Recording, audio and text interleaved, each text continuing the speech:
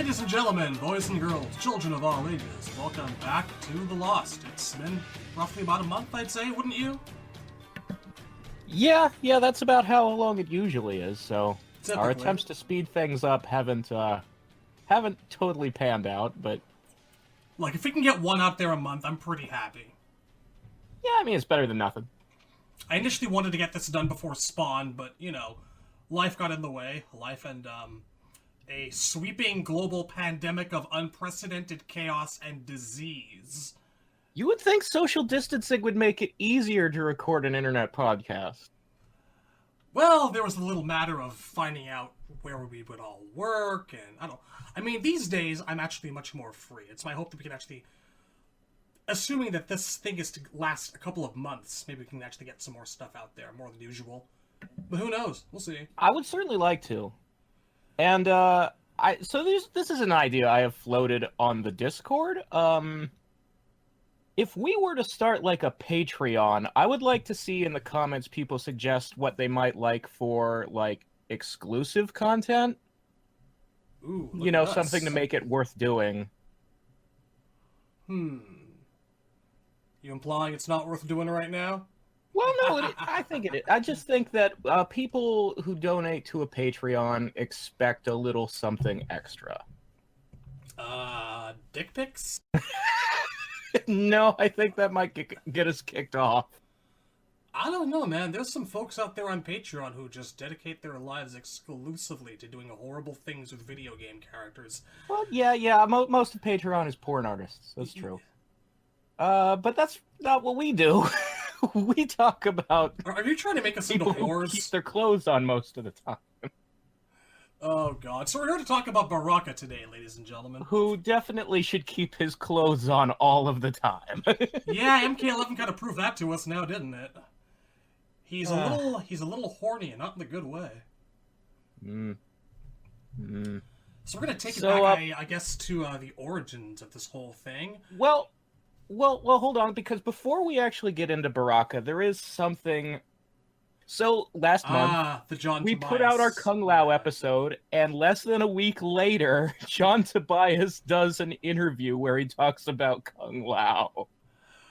Oh, God. Okay, I guess maybe I'll put this up as an appendage to Kung Lao's episode or something. We'll see. We'll figure that out, but I do want to get into it. Alright, so I still have not listened to that. I don't... Okay. Well, it's a longer interview where he talks about all kinds of stuff, but one of the things that comes up is what did he intend the White Lotus Society to be? Why didn't Kung Lao, in his version of canon, attend the first tournament? And his idea was that Kung Lao was sort of like movie Liu Kang. He didn't believe in Outworld. Right, yes. And the White Lotus Society was like this vigilante group, so he was like fighting real-world crime in China. And he thought that was more important than going to some tournament because of some myth about his ancestor. And then he comes back to the temple in 2 and finds, Tarkatan's killed everybody. He's like, I guess it was real after all. Now... You think it's actually possible that they actually might have, under his direction for the MK movie, added that element of disbelief to Liu Kang? Yeah, because Liu is obviously in the movie a combination of Liu and Kung Lao. Right. Now, personally, I kind of like the current version better, except for how much of a jerk and jealous when he doesn't, when it's getting in the way of the plot. The Kung Lao is. Like, I like the idea that, no, he did want to go. He just, the Shaolin was only allowed to send one person, and so there was a match between him and Liu, and he lost. Happy accident. I think I kind of prefer it this way, too. Yeah. But I did want to say something about that, because it happened right after we dropped the episode, and everybody asked us what we thought of the interview. I will actually have to re-listen to that. I made it 10 minutes through, and I got distracted. Too much going on. Too much in life. Yeah. I also confess to being a little bit burned out on MK in these recent times. Yeah, it's funny. We make a podcast that's several hours long, and neither of us really has time to listen to other podcasts because they're too long. It was what, a couple of hours, I think. It was 2 or 3. It was a good chunky interview. Fuck are these people thinking? Making I know, hours long right? Who would do podcasts. that? What kind of absolute monster? Who has the time? Who gives that much of a shit about Mortal Kombat? In So unrelated news, anyway. I'm buying my friend's Xbox next week, and I'm finally gonna start playing Killer Instinct. Nice. Yes. I've owned the actual hard copy game for about 3 years now. You bought the disc and didn't have the console. Yeah, I meant to support the game. That's why I did it.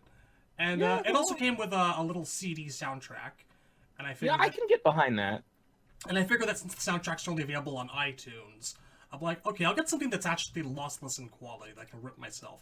But I mean, I've already pre-ordered 2 copies of Scorpion's Revenge. I believe in supporting stuff you want more of. is there a collector's edition out there somewhere now? I think. I don't know if there's any. Like, I think it comes with an action figure or something. Giggity goo. I don't know. That's where I'm a Viking. Okay, so Baraka. Yes. Now we're on. 6 minutes, 30 seconds in, we start talking about Baraka. Excellent. It'll get cut down to 5, I suspect. Par for the course. So I think that this, if I remember correctly, the whole thing was born in one of the very early artistic endeavors we saw from Tobias, where we had this guy who was kind of wearing a lot of black and orange, your typical ninja mask, and he had a couple of hook swords and kind of like a bit of a rising sun motif on his chest. Yeah, he was That was the genesis. So the original concept art was a guy with hook swords who was bald and wearing a mask, and his outfit was kind of like black overalls with red stripes over a yellow shirt or something like that. And he was just kind of generic kung fu mook man. And then now the way that they always tell the story is that they ended up going to a Halloween store, like a costume shop to get ideas and look for pieces. This is my favorite bit of Baraka history right here. Yeah, and they ended up coming upon a Nosferatu mask. Well, and so they put that on Rich DeVizio, added some Lee press-on nails for teeth. Silver Lee press-on nails. Indeed, and boom, Baraka was born. There was a little bit more involved in that. There was a step you missed. Because the Nosferatu mask was not the first mask that they found. First they found this generic large monster head mask that had some jaggedy teeth. But when they put it on Rich, it just looked like oversized, dumb, and stupid. It, like, all of this was in one of those early GamePro issues from around the time. So those are absolutely terrible. Like, it looks like a wrinkly old pumpkin prune thing. So, like, we have to try again. So they went back to the Halloween costume store, and that's when they got the Nosferatu mask and the Lee press-on nails. And then we had our Baraka. And the interesting thing is that once they arrived on the design for Baraka, there was a brief period in the concept phase where they were thinking maybe everybody from Outworld should look like him. And they had a design for Shao Kahn that basically looks like a Tarkatan, but like taller and beefier and dressed like a pope. I think like this belongs in Doom or Quake.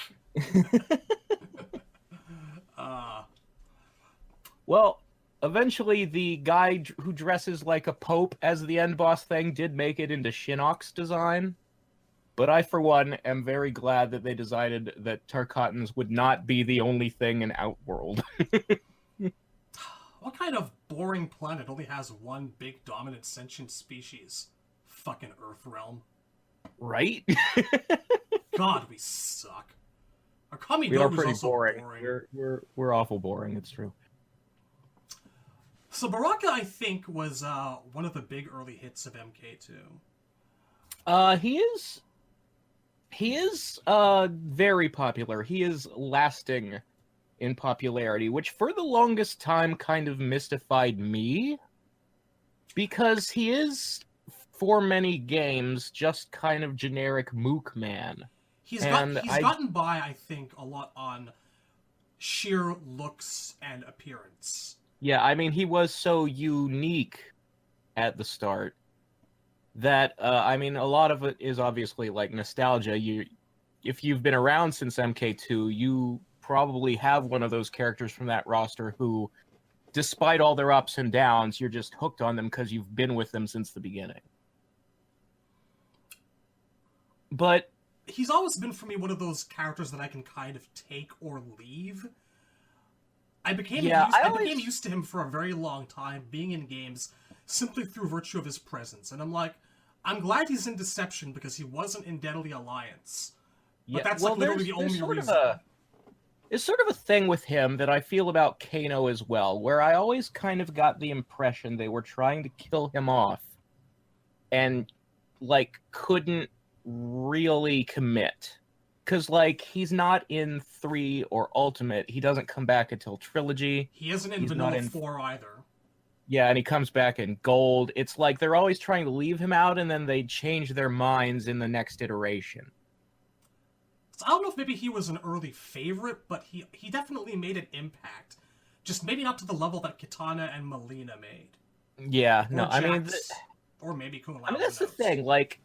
Every single character in MK2 is a good character. Like, it might be the only game they've ever put out that you can say that about. Because, like, with 1, it's like, I'm not really into Sonya and Kano.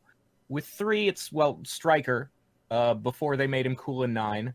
You know, 4 obviously has Jarek, and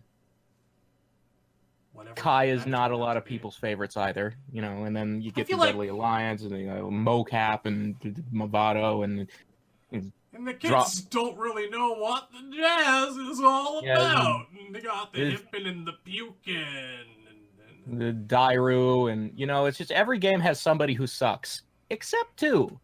So like when you look at 2 and all these guys are great, and it's like, well, who's the least great? It's probably Baraka. And when Baraka's your least great newcomer, that says a lot about the quality of the characters that you've created, I think. Although I could hear an argument for Jax before the arms being kind of boring. I have a lot to say when it comes to Jax, but we'll get there. And Jax will definitely be, if not the next episode, then soon. I vote next. I think that Jax is probably worthy of a multi-parter episode. Should we do Kitana and Molina back to back? Is that? I think so. They're kind of inseparable. Okay. All right, we'll do Jax next year. All right then, it's decided. This might be the first time we've ever decided this live on the air. So no spoilers for next time. Don't worry, one guy out there who really wants us to do Ermac. We're getting to him if you're still alive. So. Baraka. Yeah. Kind of. He kind of started as a grunt, pretty much, but he had things going on about him. Like from the beginning and his ending, they kind of established the fact that, you know, his entire race is savage and unpredictable. He became more known as a more capable general than the rest of his Tarkatan race in later games. Yeah. He was refined over a long period of time. Yeah, I think so. So one of the, like, early plus category things about him that, like, kind of became a negative later is that in the early games they didn't show you the other Tarkatans, so you could imagine this guy was unique. And, you know, by Deadly Alliance and Deception, when we're seeing all the other Tarkatans and they all look just like Baraka. And this is a problem that the Shokan have had with Goro's design, where grunts tend to look like Goro, but the Shokan always got around it by Kintaro and Shiva existing. I actually, in large part due to the Journey Begins movie, where they showed us just like literal fleets of Barakas attacking. From a very, very early age, I was left with the impression that Baraka is pretty much a prime example of his race. And like his bio says, he belongs to a nomadic race of mutants. So I get the feeling that you're supposed to assume I just feel like some of them could have hair, some of them could be female. That would help. It took us a long time to actually get to that point, but I'm glad we're Yeah, actually there it now. took too long, frankly. Give that to MK11. A lot of cool Tarkatans, unique in the background, running around. Yeah, yeah. Well, I think starting to flesh out the Tarkatans like it started in X, but we'll get there. Yeah. So there is something we forgot about, like the early design phase, is that once they had his face and the arm blades and all that settled on, there was a point where the design included hair with a top knot. Oh man, dodged a bullet. Dodged a bullet. Holy shit, Yeah. am I ever glad that's not gear. Whew. You know, it is so hard for me to put anything on Baraka's fucking head in 11. Like, there's maybe one or two helmets I can see him wearing. And the others, it's not even because they're bad designs. He just looks weird to me with stuff, like wearing stuff, you know? There is one helmet that I like. And I have tried, like, I've tried all the little different bone growth ones because I'm trying to get those, like, back of the head spikes from Deception, but none of those really are it. They look bad. They're too bulky and cover too much of his head, and it's distracting. But there is one helmet I like, and it kind of looks like Shao Kahn's without the faceplate. It's like just kind of a samurai helmet with red ridges. Oh, yeah, that one. I like that one. Because I would like it if more characters who are in Shao Kahn's army had, like, military uniform alt costume. Where, like, this is the kind of thing they would wear on a march when Shao Kahn is doing, like, a military operation. I kind of like the helmets where, like, you can't see his eyes, where, like, the sockets are just completely black. Those are my preferred ones. Yeah, those all kind of strike me as a little too Shadows of Mordor. And we will definitely get into the orc influence on Baraka as the games progress. I think I actually really enjoyed it because up through the end of 3, like, he just kind of had dark spaces where his eyes were. Like, I do. The gold select screen was the first time I think they gave him pupils. Yeah. So, well, there was a thing, like, in the Tobias art. In the Tobias art, he always drew him with, like, red eyes in MK2. So that's sort of what I imagined was in those dark sockets. And then when it got to gold and he had, like, yellow reptilian slit eyes, I've never liked it. It looks bit weird, yeah. Like it's off-putting. It doesn't look like it fits his face. The Deception red eyes, those are alright. I like those. They're okay. But, like, I really appreciate, like, the win poses in 11. The lighting shifts so that, like, his eyes kind of darken and it's just, like, hollow sockets again. Like, I think that, like, shiny, glassy black is ideal. You know, now that we're talking, like, definitive physical features, there's something I actually want to bring up, because it's sadly something I think it's been kind of lost over the years. It's his general posture. Yeah. And the way that he used to move around in the 2D games. Like, his whole build, like in MK2, he's kind of skinny. Not just the musculature, that's not what I'm just talking about. It's his walking forward animation, the walking back animation, where, like, he would, like, literally lift his arms at weird angles. And the impression I got was that was intentional, because he has these really long blades stashed in there, so maybe he can't bend his wrists properly. Or, you know. Yeah, he did have, like, an interesting stance. And like, you know, he wasn't, like, hunched over like he always is now, which is kind of a generic, like, goblin-y, monster-y trait. Like, he stood up straight. He just held his arms in this funny position it had a lot of character to it. Yeah, like, his elbows are bent ever so slightly. And, like, you could actually imagine that the entire curvature of the blade is sheathed in there up to his, like, biceps. Yeah, I mean, the blades are definitely, like, longer than would fit in just his forearm. So, I mean, as an artist myself who has drawn Baraka once or twice, what I tend to do is give him abnormally long forearms.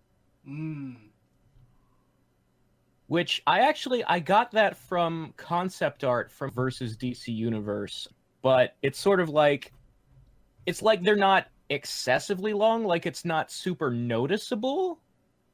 But I think it does just add enough. more room to fit the blade in there, and it gives the Tarkatan physiology. It makes it a little more unique. So that's what I would do. I also really do miss the Lee press-on nail silver teeth. Yeah, I've never been. It started his in teeth are just Deception. bone white from Deception on. Like they were still shiny in gold. And that was absolutely intentional. I don't know whether that was an intentional change or what, but that's a big part of like the orc influence, I suppose. Well, the And thing, I've never like liked it. silver teeth implies that the blades aren't the only metal part. Like his whole skeleton is metal, like Wolverine. Right. But from Deception on, it's more like he has a normal skeleton, and like the gear in 11 seems to imply that the metal is something that they graft onto the blade. Just like more they Wolverine. smelt it on there. Not crazy about it. I think that would be interesting to see and to give it like a cultural, like this is a ritual they have, like when you come of age as a warrior, this is something they do. I think that would give it something. It would give it something, but I was just a fan of it like being part of his natural skeleton. A silver skeleton is such a very alien concept, and I wish that they would have stuck with it over the ages. That's true. I think now in the age of X-rays, they'd probably forget to do it more often than not. Sad but true. Say hello to Frost's spine. Noob Saibot's blood. Like, how easy would that be? They did it for Terminator. Anyway, so let's see what else. An early Baraka. He was also Molina's secret companion. Yes. That's an angle that's been. I think that these days the secret. Well, it was hinted at, like it was a little implied in 9. Like there's a scene in 9 where Baraka is weirdly championing for Molina to take the throne when they all think Khan is dead. Yeah. And it's like, what's your angle, buddy? And we know from a developer interview that there was originally going to be more of like a Baraka Molina subplot, but they didn't. Like it ended up on the cutting room floor for time. And then in X, it's outright stated these two were together. They actually Molina's ultimate MK3 ending before they changed it. This was first referenced in her MK2 ending, and before they changed it, before they changed her ending in Trilogy, in Ultimate MK3, basically her and Baraka take Sindel and Katana hostage and threaten Shao Kahn with their lives, unless he has a 4th tournament to like lure the Earthrealm warriors in to have Baraka kill them all. To quote, regain his title as the ultimate Mortal Kombat champion. Few problems with that sentence, but nice know they were still thinking of it. I feel like modern Shao Kahn would be like, go ahead and kill them, what do I care? That's... Yeah, people forget. He did care about them at some point. Well, he did. He wanted a family. And he's a sociopath, so he's like, I'm gonna steal one and make them like me. We need a Vigo painting. We do need... there's a deviant artist who has done Shao Kahn in the Vigo pose. I will need a link to that. It must be my wallpaper. I will definitely hook you up. Thank you. But yeah, so Baraka and Molina was definitely a thing, but because it's only in arcade endings, it's like a lot of people assumed it wasn't canon. And maybe it wasn't entirely canon, but I feel like nothing's ever said it couldn't be. Nothing's ever contradicted it. I mean, the way endings work is like if it reveals some backstory information, that part is true. It's just the part about them killing Shao Kahn that isn't true. Well, they don't have to be together to kill Shao. I mean, they don't have to kill Shao Kahn to be together, Yeah. And like considering the fact that it was referenced a couple of times in a few games, I still believe in it. And it's like, if you look at it from the characters' perspectives, so Molina has to be the hottest Tarkatan a Tarkatan will ever meet. And I'm going to be real here. This is not slut-shaming. This is just statement of facts. Molina's fucked a lot of people. There is that.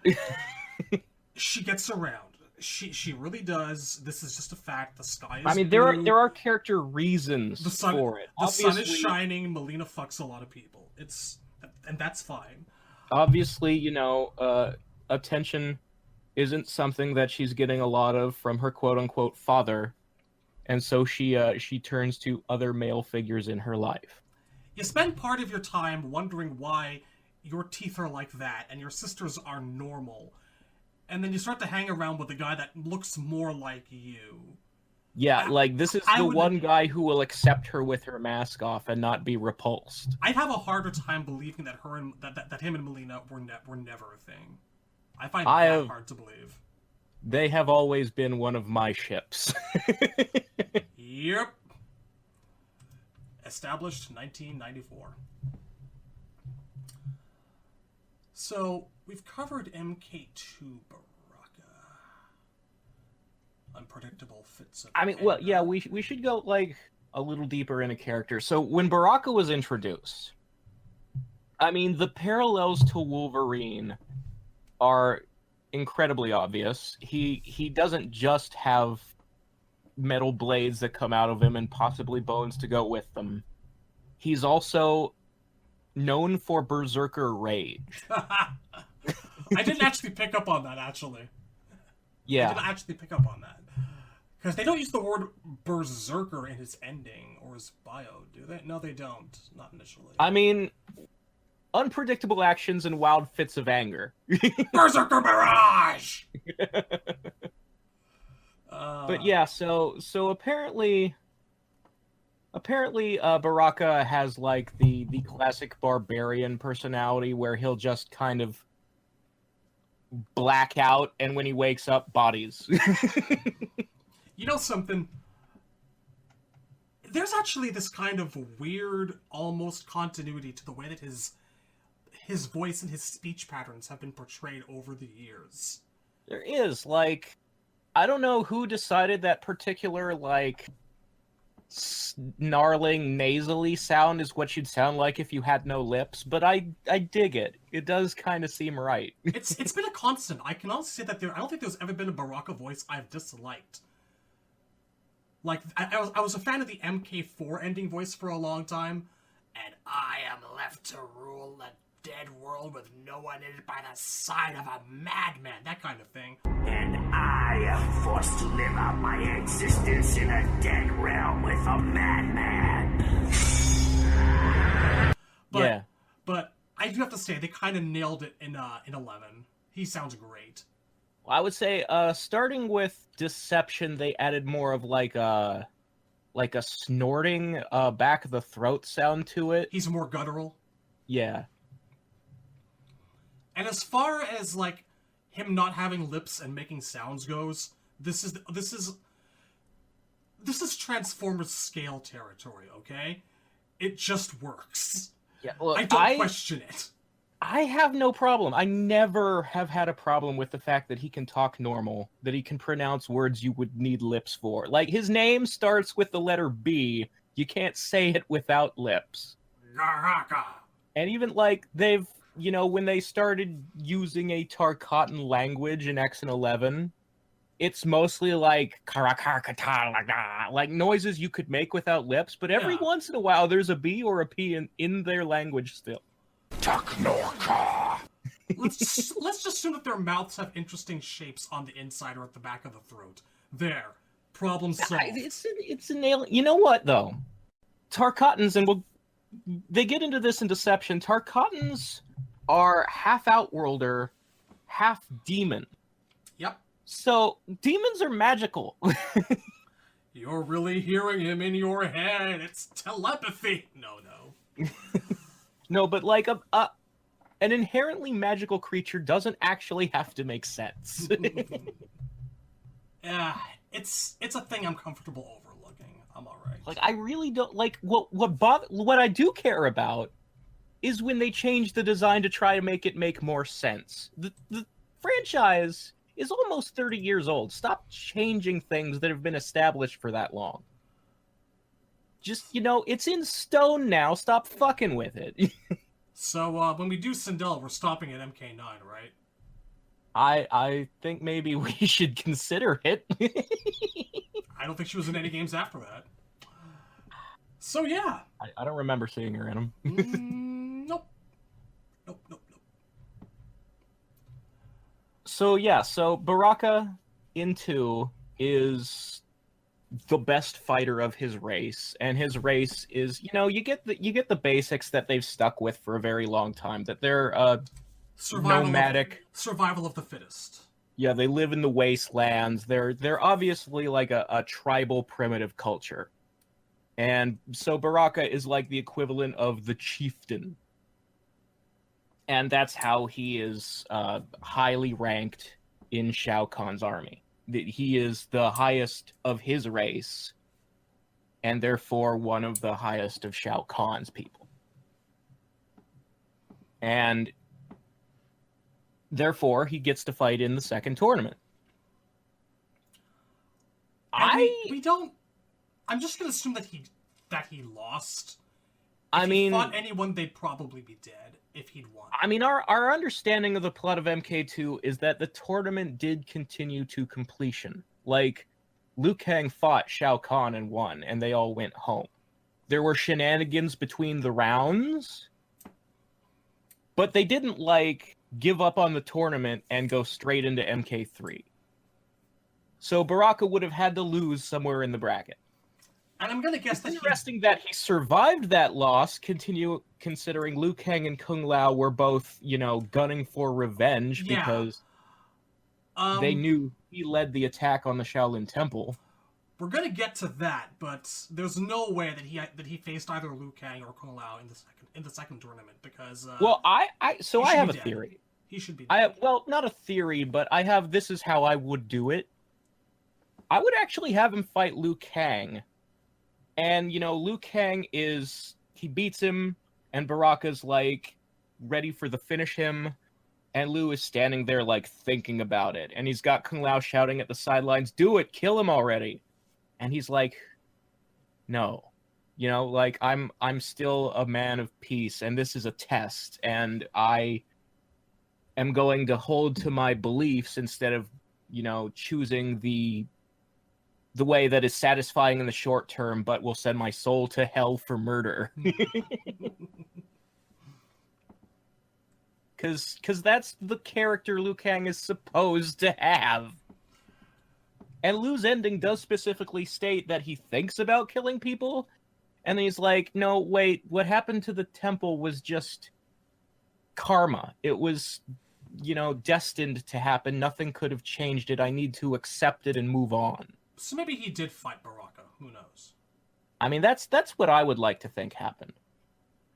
Kung Lao sure as shit didn't fight him because he would have killed him. Well... I mean, again, we get to that. We'll get to that. But in 2, they apparently don't fight. He takes a loss from someone somewhere along the line, and he assumedly gets knocked out of the tournament. For whatever that's worth. And here's the thing, like we said, he's not in 3 or Ultimate. So you're kind of left to imagine for those couple of years before Trilogy came out, maybe he did die in the tournament. Maybe he did eat it to Liu Kang or Kung Lao. It is possible that maybe we're supposed to look at maybe his Trilogy appearance as having his MK4 skin, which we'll get to. Yeah. The thing is that I imagine when Kung Lao got to him was during Trilogy. Me too.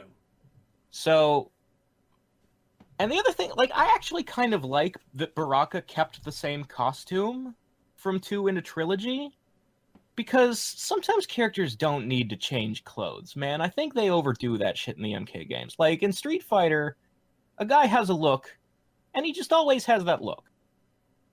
And sometimes he has that look too long, I like a little variety.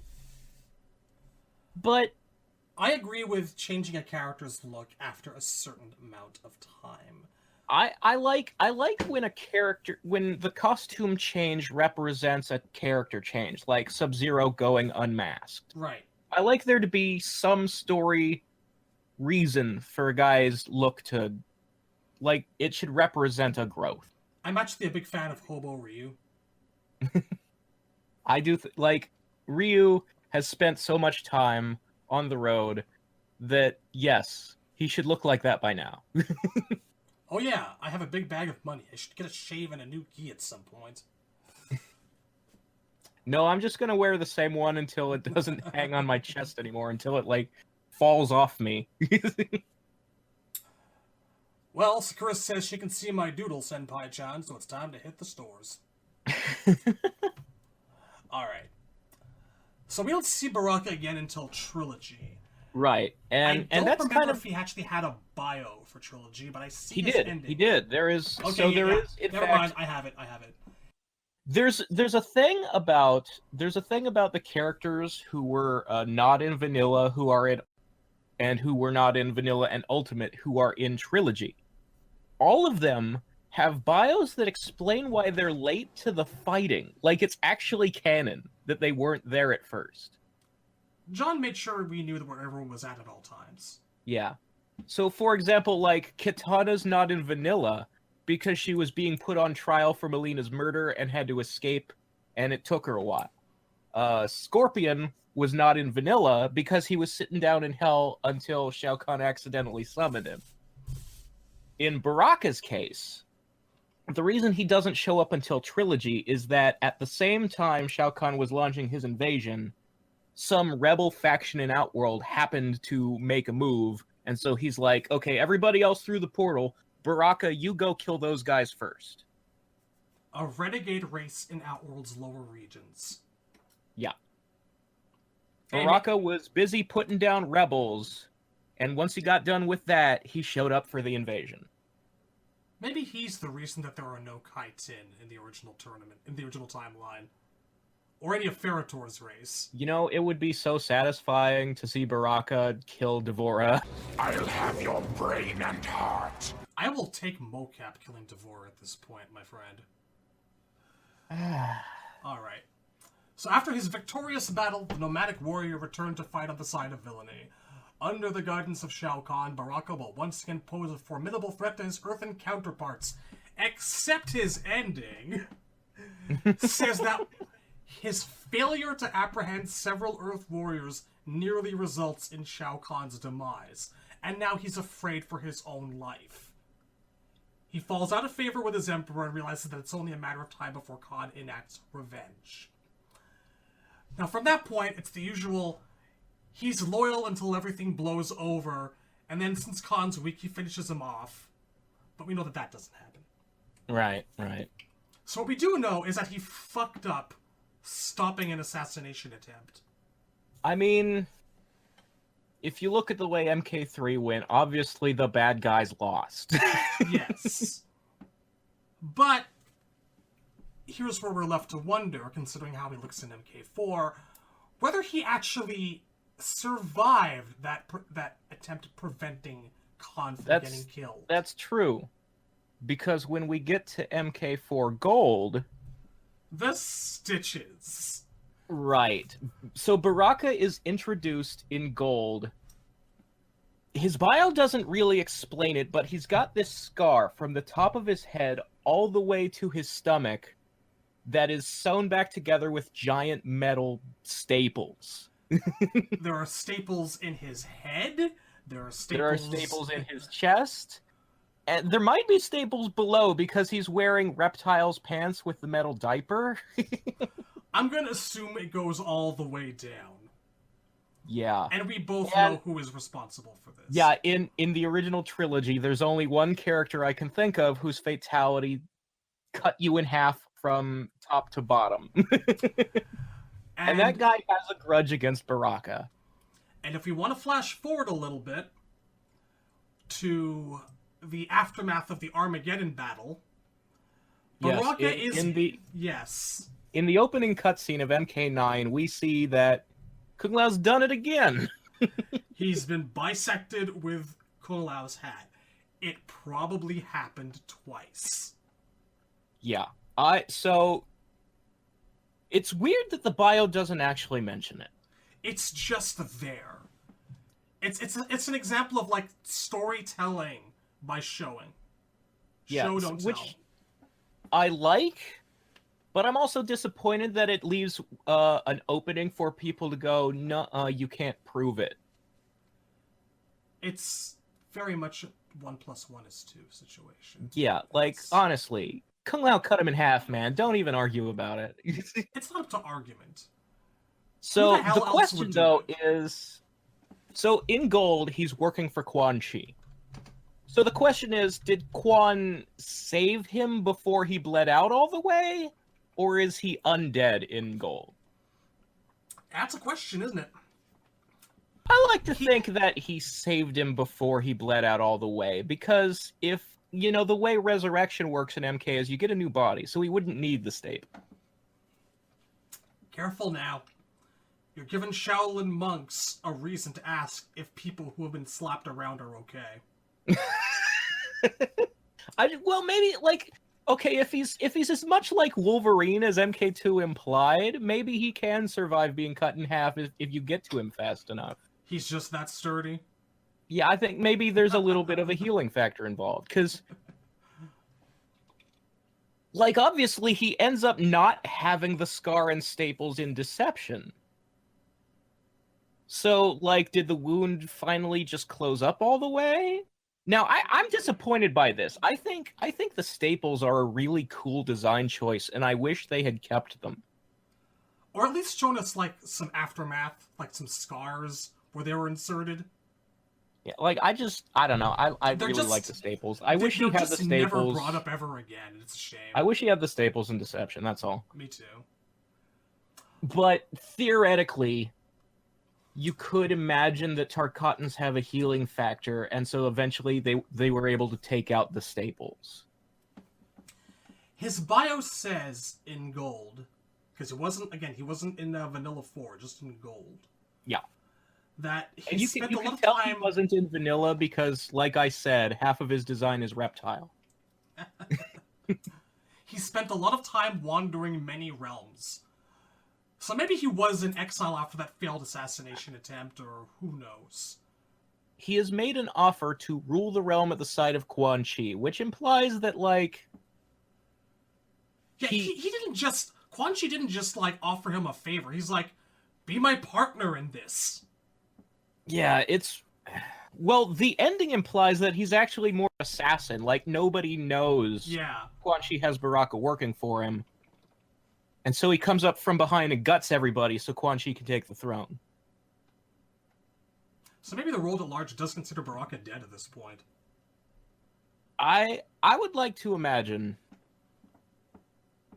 Well, so the weird thing about this bio is that it says he's been wandering and then Quan Chi comes up to him, as opposed to, like, he was lying dying on the battlefield and Quan Chi saved him. Yeah. So, like, where did he get the staples from if it wasn't Quan Chi? Maybe Shao Kahn could have healed him, but did a intentionally half-assed shit job at saving his life. Because I can't imagine that those things are pleasant to walk around with. Yeah. So maybe it's like, I'm keeping you around because you're useful. But you know what? You're gonna spend a couple of years suffering. So yeah, it's a reminder of your failure. That is a Shao Kahn thing to do. Now get the fuck out of my face for a couple of years. Come back when you're ready. So the other thing we have to remember is that Shao Kahn was supposed to be dead in 4. Like, him still being alive in Deadly Alliance was a retcon. We have no idea who the fuck stapled Baraka back together. I'm going to imagine... Like, I'm going to choose to ignore half of this bio and say it was Quan Chi. That makes me feel better. I mean, I'm the type that likes to, like, squint and try to mash everything into a sensible whole, so... Well, I mean, it's to me, it's like Gold saying that the Lin Kuei found Cyrax, and Deadly Alliance saying the Special Forces found Cyrax. I'm okay with the second one. It does feel like a lot of the later games try to pretend the staples never happened.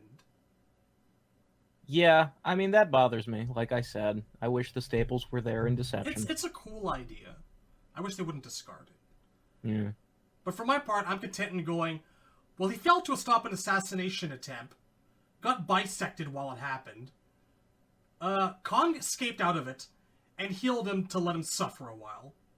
And then I'm okay with sent him out of his presence. I think it would be more succinct, a little tighter if it was Quan Chi who did it, and then he's like, work for me, and Baraka's like, well, I owe you one. You saved my life. Or you gave me my life back and did what you could for my body. that would tie things up a little more. It's more satisfying. It is. Yeah. He is skulking around the shadows for whatever reason. That's a secret assassin. And that doesn't I have to imagine... That doesn't seem like Baraka at all. Yeah, I don't think Baraka would make a terribly good, like, stealthy, silent killer. I feel like he enjoys confronting people face to face. And also probably isn't necessarily talented at sneaking. Sonya, go find out what that was. Sonya. Somebody's broken in. I can tell by the trail of slobber on the floor.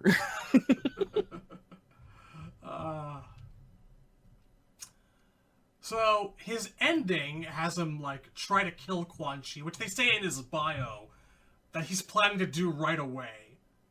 Yeah. But his ending in Gold is actually one of my favorite ones in the entire game. Just because it shows one of the better. It's one of the better voice acted and animated ones. There's like cool stuff going on, like effects and things. Like, he leaps at Quan Chi and stabs him, and then it's like, surprise, that was a decoy, and Quan Chi's face turns into a skull. It's really nice. And you get the sense that Baraka's tired of being everyone's bitch. Yeah. I don't want to sneak around for you. This is not my job. Plus, why the fuck did you murder everyone? How can you rule a realm with no one in it? Yeah, it's interesting. Like, so there are moments and things throughout every game, not just 11, where Baraka shows he's his own man. He has a personality beyond being the Tarkatan. Mm-hmm. They just tend to be small and overlooked. Now, this is important. Because, like, straight up, he considers Quan Chi and Shinnok's plan insane. From what this ending tells us. I mean, obviously, like, how do you rule a realm with no one in it? Like, if they told him right beforehand that they'd planned to literally murder everyone, he wouldn't have been on board. I think it makes a little more sense if you consider that, like, down in the Netherrealm, all those guys you killed are still, like, they didn't just disappear. There is somebody to rule. They're just not in Edenia. There's that ongoing theme, actually, that we have not really brought up through a lot of his endings. That, here he's interested in ruling. We had that thing about Molina wanting him to rule as a king by her side in the original Ultimate ending. I think even... Yeah, his MK2 ending says... Yeah. Like, his nomads take out Khan's army, and Outworld comes under the rule of King Baraka. Yeah, so, like, it's up interesting... To a certain point, It's interesting, like, the MK2 endings imply that if somebody on Khan's team was to eliminate all the Earthrealm warriors, they could still be like, tournament's not over, I want the end boss fight. Like, I'm going all the way. And Khan would be like, you're only in it for... He's like, no, I'm in it for me. What are you doing? Sit down! Oh, god damn it. So, like, you could be fighting for Shao Kahn and still, like, face Shao Kahn at the end, kill him, and take the throne. As he's been more and more developed and characterized, he's become more like that Conan the Barbarian strength is what matters archetype, where he's like, he'd probably welcome the challenge. He's like, if you think you can take me, and you're right, then you do deserve my throne. And in that way, that's the interesting thing, is like Baraka is actually the most like Shao Kahn of anyone on his team. He also comes from a culture of strength is what matters most. So it's almost like he is the ideal heir to Shao Kahn, at least philosophically. Like, you can question, well, is he smart enough to be a leader? I don't know that Shao Kahn is smart enough to be a leader anymore. I think Shao Kahn used to be smart enough to be a leader. Yeah, no, Shao Kahn did used to be smart. I mean, NRS era Shao Kahn is just tall Baraka, is what I'm saying. Yeah. Rather unfortunate. But I bring this up because it's a running thread that through the first 4 games, Baraka is interested in leadership.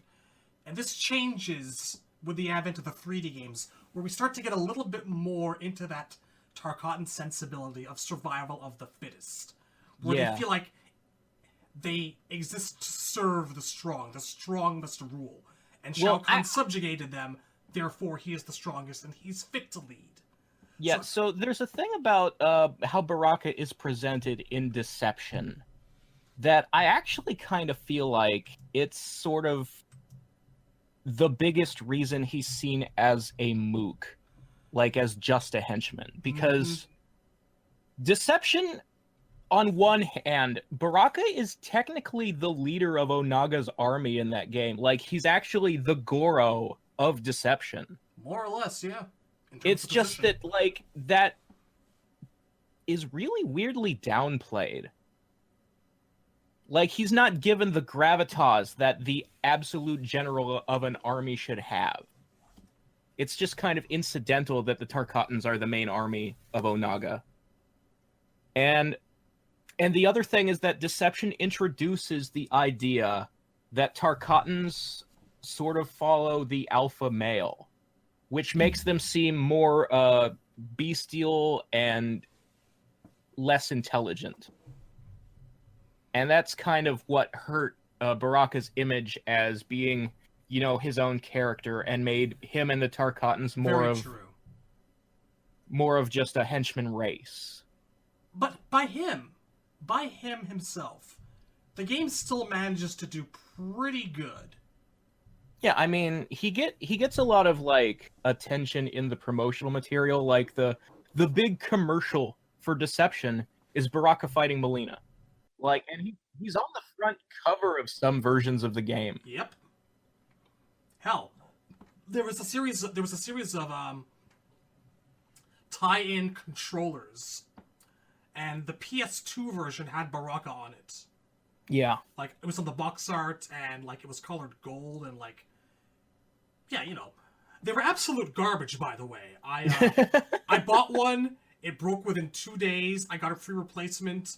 It also broke within 2 days. Yeah, I mean, they were third-party controllers were notoriously shoddy in the, like, PS2 era. Mm-hmm. Just in general. So... So in Deception, I mean, I guess that between the end of 4 and the start of Deception, he's probably back hanging out with his people. Yeah, he seems to have returned to Shao Kahn's service. Like, it's weird because the Tarkatans are not mentioned at all in Deadly Alliance. And then Deception kind of retcons them into Deadly Alliance. Yes. So basically what you get is Deception going back and saying, we didn't say it, but they were there. Like, the Tarkatans were fighting, you know, with Kano and Noob Saibot against Kitana, and they were fighting for Shao Kahn, and then when the Deadly Alliance overthrew Shao Kahn, they worked for the Deadly Alliance, and they were guarding Shang Tsung's palace with the Soul NATO, and they are the ones who killed most of Raiden's, most of the good guys when they came for the boss fight. Like, the Tarkatans actually got to do something for a change, and that something was kill Sonya Jackson, Johnny Cage. Your movies are garbage! I won't play your lucky Cage! Oh my god. I wonder, because you know that Baraka was responsible for at least one of those deaths.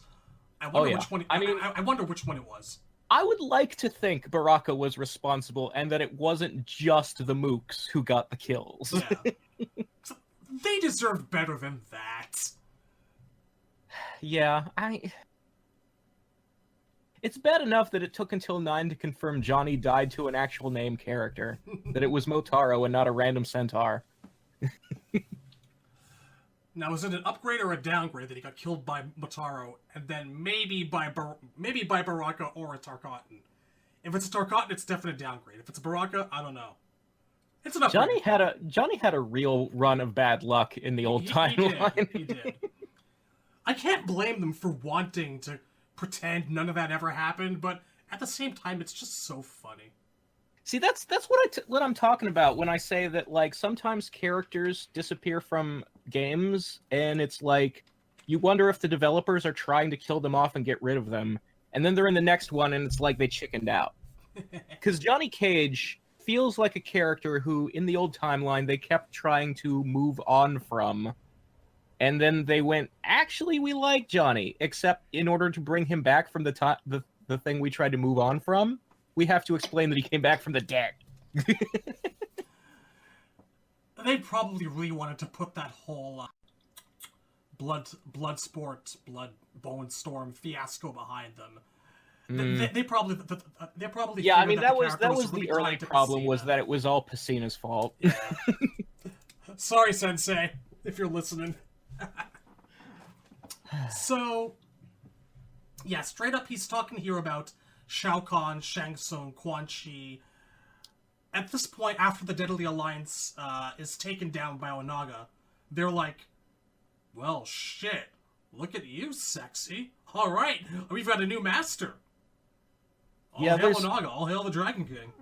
I mean, it's the interesting thing, all of the bios are written in first-person perspective in Deception, like they started trying to capture the characters' voices.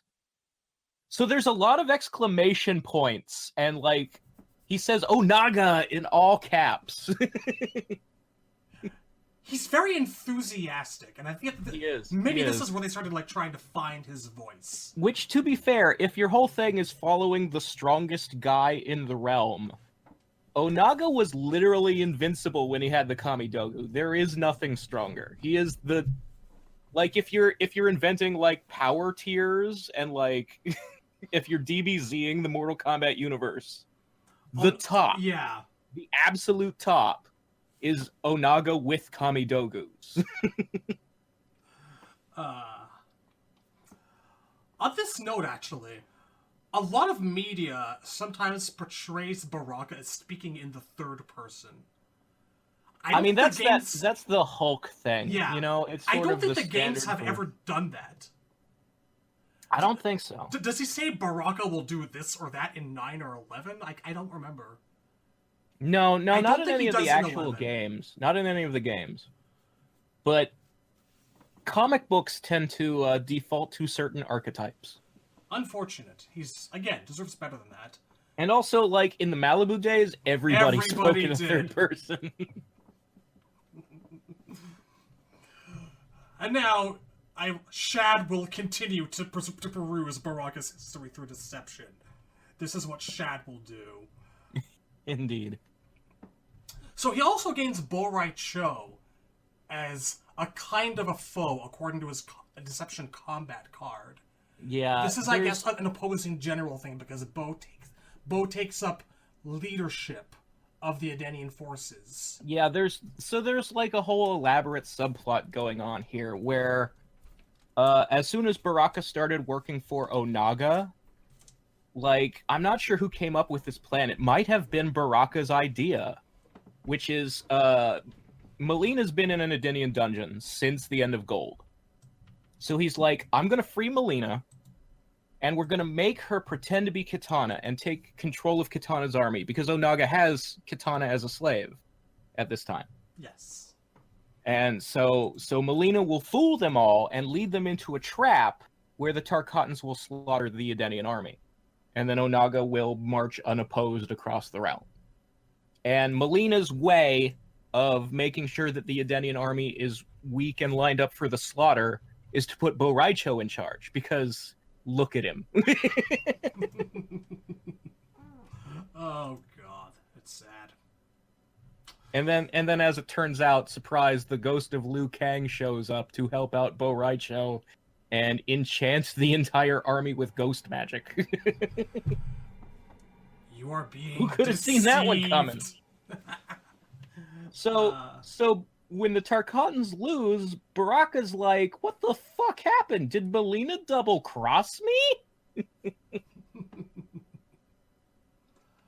and he gets I mean, she didn't. off. But then she does, because she realizes, wait, this army's actually good? Why don't I just stay in charge of them and take over Outworld myself? Baraka, you fucked up. Now, I think that this is actually kind of one of the reasons I love Deception, because it shows us so many of like Khan's goons being good at what they're like, doing what they're really good at. It's almost like once you like stop focusing on just the boss, like when you take him out of the equation, all of the people under him suddenly have their own motivation. And it's always about fucking each other up, except for when you reinvent a character like Ermac. Yeah. So, like, the weird thing, though, is that, like, if you follow this subplot to its conclusion, which is ideal... Yeah, I like Baraka, it when things get resolved. Yeah, like, Baraka realizes that Molina's turned on him, and he's like, oh, that bitch! How could she do this to me? We've been together for fucking... So him and Molina meet up to discuss her betrayal, which is to say so that she can kill him. Because he's the only one who knows she's not Kitana, even though she's wearing a see-through veil, which is purple. You know, I don't know why they didn't just color that palette blue. I really don't. Well, then you'd have to make it an alt costume, because... You'd figure, at least for the endings, I don't know. But anyway. Yeah, I don't know. So Molina lures Baraka into a trap and kills him, except that wasn't Baraka. Like, even she can't tell two Tarkatans apart. They all look the same. Again! Like, maybe she doesn't even remember which Tarkatan she boinked. Maybe it was a few of them. So anyway, Molina kills a fake Baraka, and as she's walking out, ha ha ha, I got him, there's the real Baraka, and he slices her in half. But that part didn't happen, according to Armageddon, which makes me wonder, where in the subplot does it stop? Does it just like, okay, Molina takes over the Edenian army because they beat the Tarkatans, and Baraka just lets it go? I'm gonna assume that since, like, for the promotional material, they were to an extent of, like, fully animating of the fight between the two of them in the Beetle Lair. Yeah. They had a fight. But both of them walked away. I think that them feuding is canon. I guess. They never really encounter each other in Armageddon. I'm not sure, is Baraka even in conquest mode? Taven's? It's been a while, hasn't it? I feel like he is. Like, Molina is definitely in. She's like, when Taven gets to Shao Kahn's fortress, Molina's one of the fights there. Because, like, her story continues on in Armageddon, where she took over the Edenian army when she realized that they're actually good. And the Edenian army claims Shao Kahn's fortress after Onaga is defeated. And then Shao Kahn comes back with Goro and the recently resurrected Shang Tsung, and they take the fortress back again. And when they get to the throne room, Molina immediately surrenders because Daddy's home.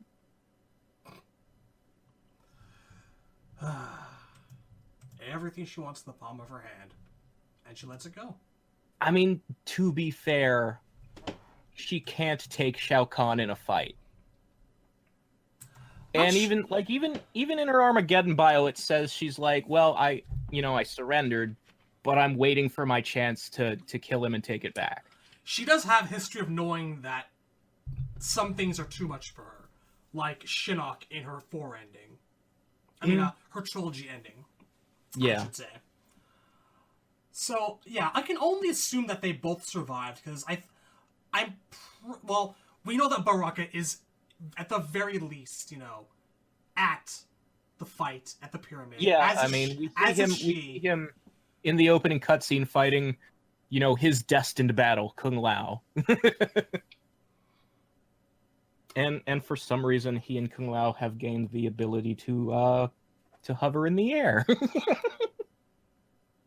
Indeed. That's, what? There are a lot of things that we complain about because they're bad storytelling all throughout this series.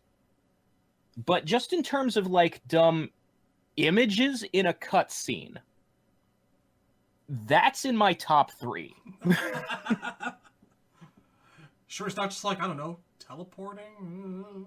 So there's obviously in Shaolin Monks checking on the clearly dead guy asking if you're okay. That's number 1. Number 2 is Baraka and Kung Lao floating in the air in the Armageddon intro. And number 3 is Reptile blocking bullets with acid spit in MK9. Those are the 3 dumbest visual images in a cutscene in the entire MK universe. In my opinion. Racer, I'm telling you that when you're ready, you're not going to need to dodge bullets. Oh shit, that was bad. Anyway, so he is one of the guys in Armageddon, I think. I feel like he's in Taven's Armageddon Conquest as an enemy, but it's a very generic fight, if I'm remembering things right. But I honestly can't recall if Baraka shows up at all. He's one of the many people in that game that just don't have a bio or whatever. Yeah. Yeah, so wherever him versus Molina was going at the end of Deception dropped plot. They both survived, and that's good enough. I always like to remind people that before Armageddon was released, they kept advertising it as the game that would wrap up all the dangling plot threads. John Vogel gave us the best he could. He did. Nobody else was trying. Oy. But we're not here to complain about the creative fatality and Armageddon's many failings. So, his Armageddon ending, it's a bit of a plus and a bit of a minus. It makes, unlike some endings, it makes a certain amount of sense for what he wants to accomplish, but then it just gets dumb. Because he's got Blaze's power, and he's like, I'm never going to serve anyone ever again. So he summons Shao Kahn and Onaga on top of the pyramid, and gives them the choice to submit to him or die. So you know what they do, and then he grows his blades to twice their normal length. Yeah, apparently the power Blaze gives him is just, you're already what you are except plus Mr. Fantastic. Some people can literally be anything that they want, and Baraka chooses to be Long Boy. Smoke becomes a planet. I don't think that that's voluntary, but sure. Mocap becomes a constellation. He has multiple stellar bodies. Can we just not? But yes, his blades get long. Presumably he can no longer sheath them, but anyway. And after he kills them... I have to imagine if they can get long, they can shrink again. Well, he then, after murdering the two of them, since he's going to be the ruler now, who's going to be his queen? And it ends with he gave Molina a choice. And it's up to you to decide if that ending had happened, what would she have said? Meh. I mean, Doesn't I matter. just want those Doesn't two matter. crazy kids to work it out in the end, you know? It'd be nice, but we all know that that's not what happened, and he got a hat in his head for the trouble. This is actually one of the least batshit endings in Armageddon. It is. It makes a certain amount of sense, but it's just so dumb. Yeah, like the power he gets is ridiculously bad. At least it doesn't come out of nowhere like Kintaro's Yeah, at least it like follows character. Like Tanya gets the ability to control dragons. What does that have to do with anything? They did not know what to do with her. Armageddon was dumb, man. It was bad. It was a bad time for a lot of people. But we know that was the result of them being pressured to put out game after game in a certain period of time. Yeah, that was one every year. Midway's going out of business, and this is the only thing we have that sells. Put something out, goddammit. I appreciate it now because some people tried really hard to just bring everything to a close. Look, I think, in spite of these flaws, I like this better than where we are now, because there's still, like, heart in these games. Like, they don't... Like, even though they were being pushed by corporate to churn this stuff out, you could feel that they wanted it to be, like, for the fans. That it was still, like, a passion project on some level. We had no idea how things bad were around that time. I think that things have gotten so soulless and corporate now. History repeats itself. So what next? The alternate universe history of Shaolin monks or MK2? I mean, in Shaolin monks, Baraka is... I mean, it's MK2 again, in parts. So, like, Baraka is important in that he was, you know, part of the attack on the Shaolin Temple, which is a major part of that story. And then, after that, he just kind of becomes this boss fight that you chase down and you murder him in a ridiculously elaborate way. As you do with most people. After first asking one of his victims... whether or not they're okay. Stabbed and burnt multiple times victims, whether they're okay. I think that's the only example of, like, sadism we've ever seen from the guy. I've never actually... Yeah. Like, I mean, he plainly enjoys watching people die, like... Well, one of my favorite things about that boss fight...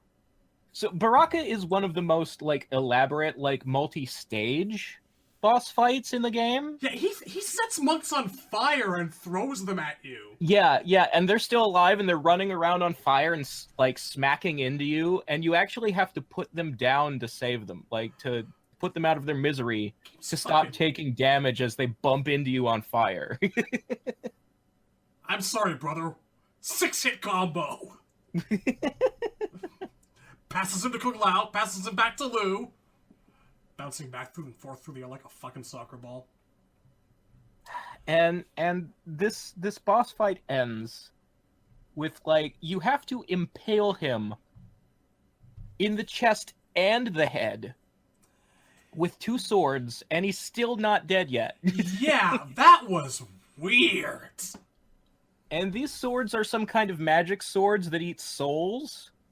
So once he's impaled by both, it's not being impaled that kills him. Here it comes. It's the souls drawn to the swords blow him up. Which is... It's almost like a recreation of Kano's MK3 ending. Now, if you want to take this as evidence that he was stapled back together while still alive... You need a lot more staples for what happened here, but yes, this does prove that he can take quite a bit before he dies. I choose not to comment. I'm just, you know, he got a hat to the forehead and that killed him, but this didn't. I mean, again, the guy is vaguely based on Wolverine. It's not impossible that he does in fact have a healing factor. So you think that there's actually some substance to this? In fact, there is something we missed from Deception. It's established in a couple places that Tarkatans have a heightened sense of smell. Oh yes, and that their females have very strong smelling mating pheromones. Right. So if you somehow had a jar of Tarkatan pheromones, let's not ask where Jade got this. And you were to say, throw this jar at somebody. The Tarkatans nearby would go crazy and tear that person apart, fighting over them with each other. I'm just picturing Jade with a staff to someone's throat, and she throws them a small little Dixie cup. You know what to do. I don't want to know where she got the jar. I don't think she did it herself, if that's what you're implying. I think she made someone do it at staff point. But anyway, so we're just assuming that, like, pheromone is short for, I don't know, what? Juices, semen, what? Anyway. You know what? Maybe Tarkatan essence is just like Eye of Newt. You know, it's a jar on one of the sorcerer's shelves. Like she stopped by the flesh pits on her way upstairs. You know what? I subscribe to this, and I'm now proud to be a part of this conversation again. It's the more tasteful way to go about it. Thank you. I wanted to get that out of the way. You know, just to eliminate the vagueness. You know, Shang Tsung had to get the DNA to make Molina from somewhere, so it's really him, and we won't talk about how he did it. Jade found it on a shelf. Okie dokie. We won't talk about how Shang got it. I mean, the guy's good at making clones. I think that to him, it's a halfway magical, half scientific process. I think he just took DNA to work with. Yeah, it might blood actually, for all we know. Who knows? That's a fine explanation by me. So anyway, Shaolin monks. Is that it? Right. Baraka? So Baraka is horrifically murdered because the game did not care about, sequels and the fact that it was supposed to be a retelling of an existing continuity. It was a retelling, all right, just not a faithful one. That's fair, I guess. Is that it for Shaolin monks Baraka? I think that's it. Well, I mean, I kind of like the fact that he's like skulking around the combat tombs area. Yeah, like there's an elaborate story for why they're in that region of Outworld, and like the combat tomb is part of this it's almost like an alternate reality version of the soul chamber. Like the idea is Shao Kahn keeps his storage of souls there, and Shang has led you there. He's in the disguise of Raiden told you to smash it because that will quote unquote weaken Shao Kahn, but what he actually wants is to steal those souls once they're set free of the storage unit. Could you look away for a second? Nom nom nom nom nom nom. Cookie. So versus DC, I was always been a little disappointed that they didn't actually like look at MK3 and model the soul chamber in the soul tombs. Yeah, you know what? That would have tied things together nicely. At least like have some sort of archetype for them to work with. Yeah, but they didn't think of it. It has to be somewhere in Outworld. It may as well be tied to the combat tomb. Yeah, it's more like whoever was working on the game didn't know the soul chamber existed and happened to have the same idea. They knew Cabal existed and thought he was Elvis. They sure did. So do we move on to MKDC now? Yeah. Now, we haven't said a lot about Baraka's overall design changes, because they've been very, very minimal. Well, with the exception of Deception. Yeah, most games, and even his Deception alternate, is just based on the... It's not quite a wife beater, but the white shirt with the red trim. They gave him a new loincloth pattern. I almost like the original most, though.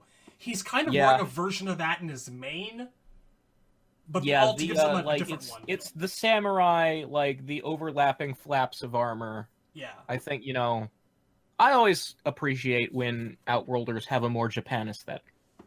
Like, I think that's the way Outworld is supposed to look, especially the parts that are under Shao Kahn's rule. Like, I think that's his aesthetic. And they gave him greaves. The greaves are nice. Yeah. Like, There's some weird, like, shoulder pads being held on by, like, bondage straps. onto his biceps. Yeah. They're just like And, epaulettes. And starting with this game and Shaolin Monks, bondage belts over the arms and torso became the main aesthetic for Tarkatan mooks, like the henchmen who aren't Baraka, like to distinguish them from him. Because usually all the like the not Barakas are just dressed like MK2 Baraka with different colored shirts. When they're wearing shirts. When they're wearing shirts. When they're not wearing shirts, now we get like a harness, like a black leather belt bondagey harness, which I actually kind of like. It has personality. Oh, true. Like, I don't dislike it. But Baraka himself, like, mostly wears the MK2 outfit and things, but in Deception, his primary was red pants and like a breastplate armor that was kind of this bluish marble color. It was like held on like the shoulder, like the shoulder straps. It looks like they're like kind of carved out of spine, maybe. Yeah, it looked like spines, which was cool. I was a fan of it. It was a good look for him. I enjoyed it. Yeah, and like Deception was the first time they started sort of playing with his anatomy to add more bone spurs, specifically like along the back of his head. And that carried through into Shaolin Monks, but did not come back in the NRS era. No, he got bones everywhere else in 11. Yeah. Now he's all over his arms. We're gonna get to that, and some parts of his head. I'm kind of a take it or leave it at some point, but I think MK11 went a little bit overboard with it. I mean, but we'll get to that. The nice thing about gear is you can take it off. Yeah. For some characters, like the default is still bald. Like you don't have to have the bones up there. Yeah, which is the way I leave it. But I bring this up because now we get to like MKDC Baraka. Yeah. And this is a really underrated look, in my opinion. Because you're talking about samurai aesthetics, and this is like one of the most samurai-influenced things I've seen in this entire series. Yeah, it's pretty like explicitly Japanese looking, and I do really like this outfit. Man, like just looking over a lot of the MKDC outfits and how good they were, I still wonder what the hell was going on with Sonya. But that aside, like the samurai aesthetic, like the shoulder pauldrons that like have that little elaborate bone carving look to them, the pattern, the little skull medallion on like his right breast, like it's marvelous. Like, he literally looks like an alien demon samurai. It's really interesting to me that Baraka's in MK versus DC because they advertise that roster as like the greatest hits, like the most recognizable in the mainstream characters. Mm-hmm. So you would think that would mean like DC roster then is the Justice League plus the Joker and Lex Luthor and Catwoman. Deathstroke's in there because he was sort of getting big at the time. The MK side, you would think it would just be the movie cast. But no, they're like, fuck Johnny Cage, here's Baraka. I think that this comes down to like needing a bit of a balance between heroes and villains. Yeah, that probably has something to do with it. Jax, Liu Kang, Sonya, Kitana, Raiden, Sub-Zero. I guess there is like to properly represent the MK universe, you do need at least one monster guy. Yeah. So I guess it makes sense, or maybe like you said, they were trying to like give Johnny a low profile for a little while there. Who knows? Maybe they just didn't want to have to deal with him. Maybe there was already a lot going on. You've got one funny man presence on the roster by the name of Joker. Flash is kind of a smartass too. It might have been overkill. I think that he was the logical conclusion to leave out. It is kind of like a balance thing, I guess. But I mean, he doesn't get a lot to do in story mode. Because, well, for one thing, like, there's this thing in the story mode where they're trying not to show Outworld until the very end of the game, so that it's like a big reveal how it's merged with Apocalypse. And so, the characters who are from Outworld on this roster, Baraka and Kitana, kind of get the narrative shaft. And so we have a chapter in him becoming a mook. Indeed. This is reinforced by subsequent games. Well, by 9. But I think that this was the start of it.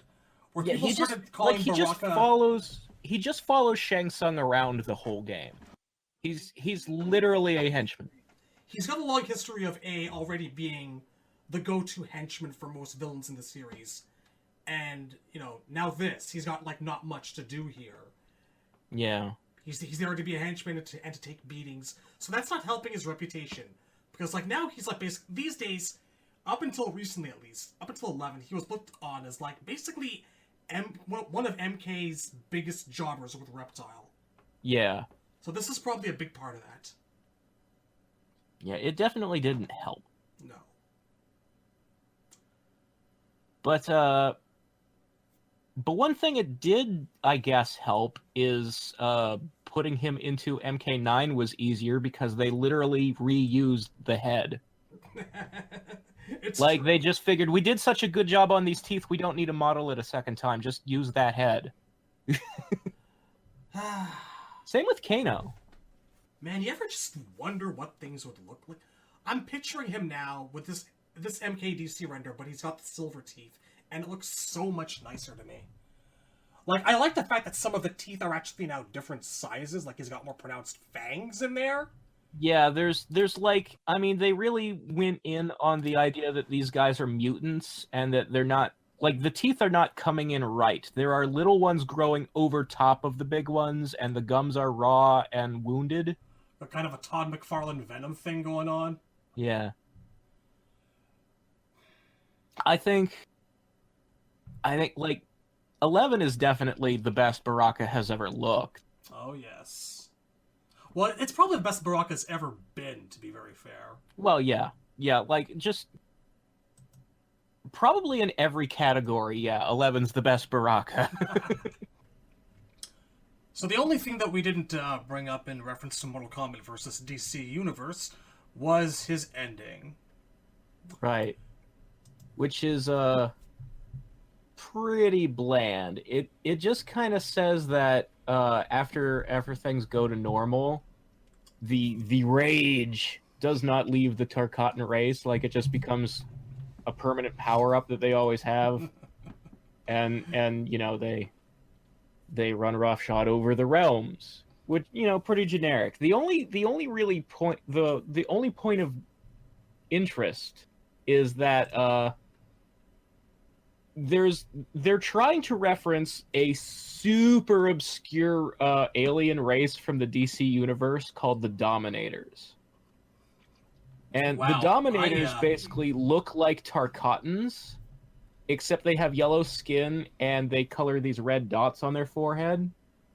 Oh, I think I remember who you're talking about now, yeah. Yeah. I don't know if they have any powers. I think they might be psychic or something. Like, I'm pretty sure that the Dominators are not known for berserker rage the way the Tarkatans are, but they have the physical appearance. And so the art in this ending shows Tarkatans with even longer than usual jaws, and like their features are exaggerated to look even more like a Dominator, and they've got blood painted on their foreheads. And the last line of the ending even says that they now storm throughout the realms, dominating all. Yeah. No, I actually did not catch that. Good one. I remember those guys. Like I said, the Dominators are really fucking obscure. Like, this is the most deep cut reference of anything in the game, I'm pretty sure. I don't think that they've ever been incorporated into any media. I don't remember them in like Justice League Unlimited or anything. I think the Dominators were in a season, like they were in one of those season crossovers for the CW live action shows. Okay. Like with the Flash, Arrow, and Legends of Tomorrow. I think the Dominators were the villain for that. Oh, that would explain why I don't fucking remember them at all. I never watched that stuff. Yeah. Yeah. So anyway, that's pretty much it for the old timeline. Yep. God rest your soul. There was, as we were going over things, there was a little bit of deception trivia that we kind of skimmed over. By all means. And it's, for one thing, the term Tarkatan, like the name of the species, was not invented until Deception. That is true. Yeah, before that, they were just called a nomadic race of mutants. And Baraka's like race, right. Sometimes, like the cartoon Defenders of the Realm actually just called them the Nomad. Like, not even the Nomads, plural, the Nomad. Singular. Like, that's the name of their race. Yeah, you know, like, I've become so used to referring to them as the Tarkatans. It doesn't seem like there was a time when I didn't, you know? Yeah, it's actually kind of...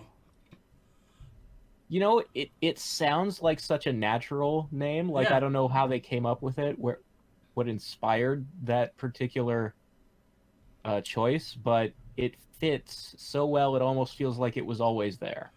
It's really guttural, you know? Yeah. Making the types of noises that you'd expect something that looks like that to make. Yeah, it's all syllables that you don't need lips to make. Ta, ka, ta. Like, no wonder it comes off as so natural in 11, all the dialogue. Yeah, and there's like variations of it where it's like sometimes they're called the Tarkatans and sometimes they're called the Tarkata. Elvis's, Elvi. Either or.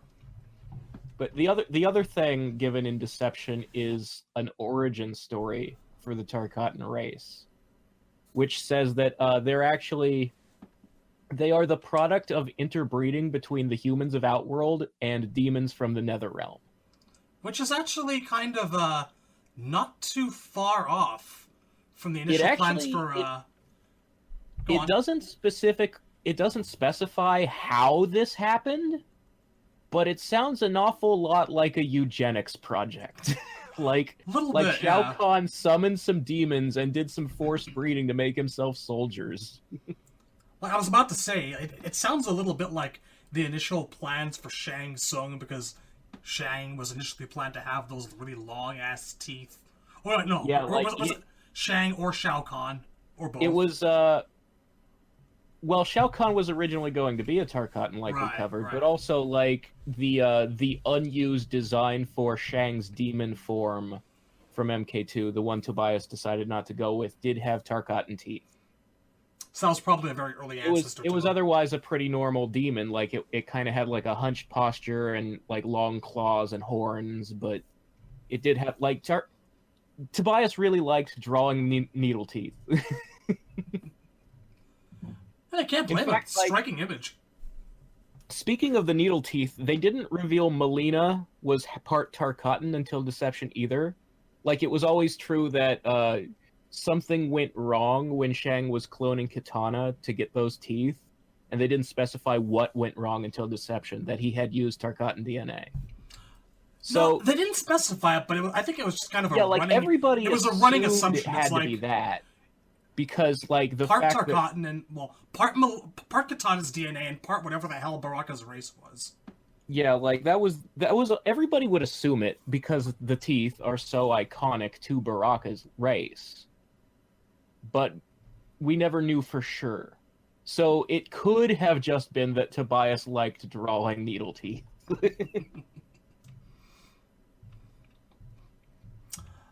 Anything but else yeah, that like... you missed? No? I always specifically attribute the breeding program to Shao Kahn because what makes sense in my head is like The Tarkatans don't seem to know who Onaga is until Deception, and they're like, aha, a new master to serve.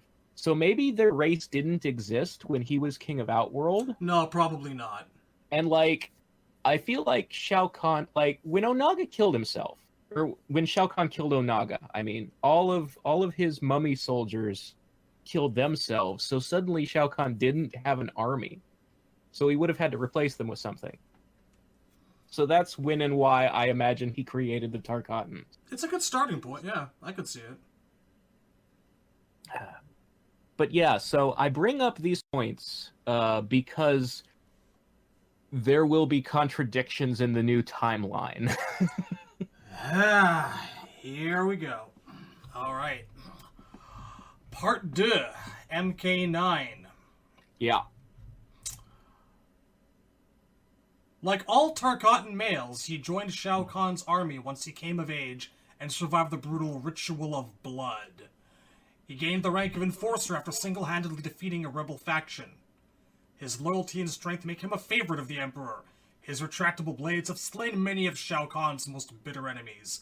As a contestant in the Mortal Kombat tournament, he will ensure his Emperor's claim to Earthrealm.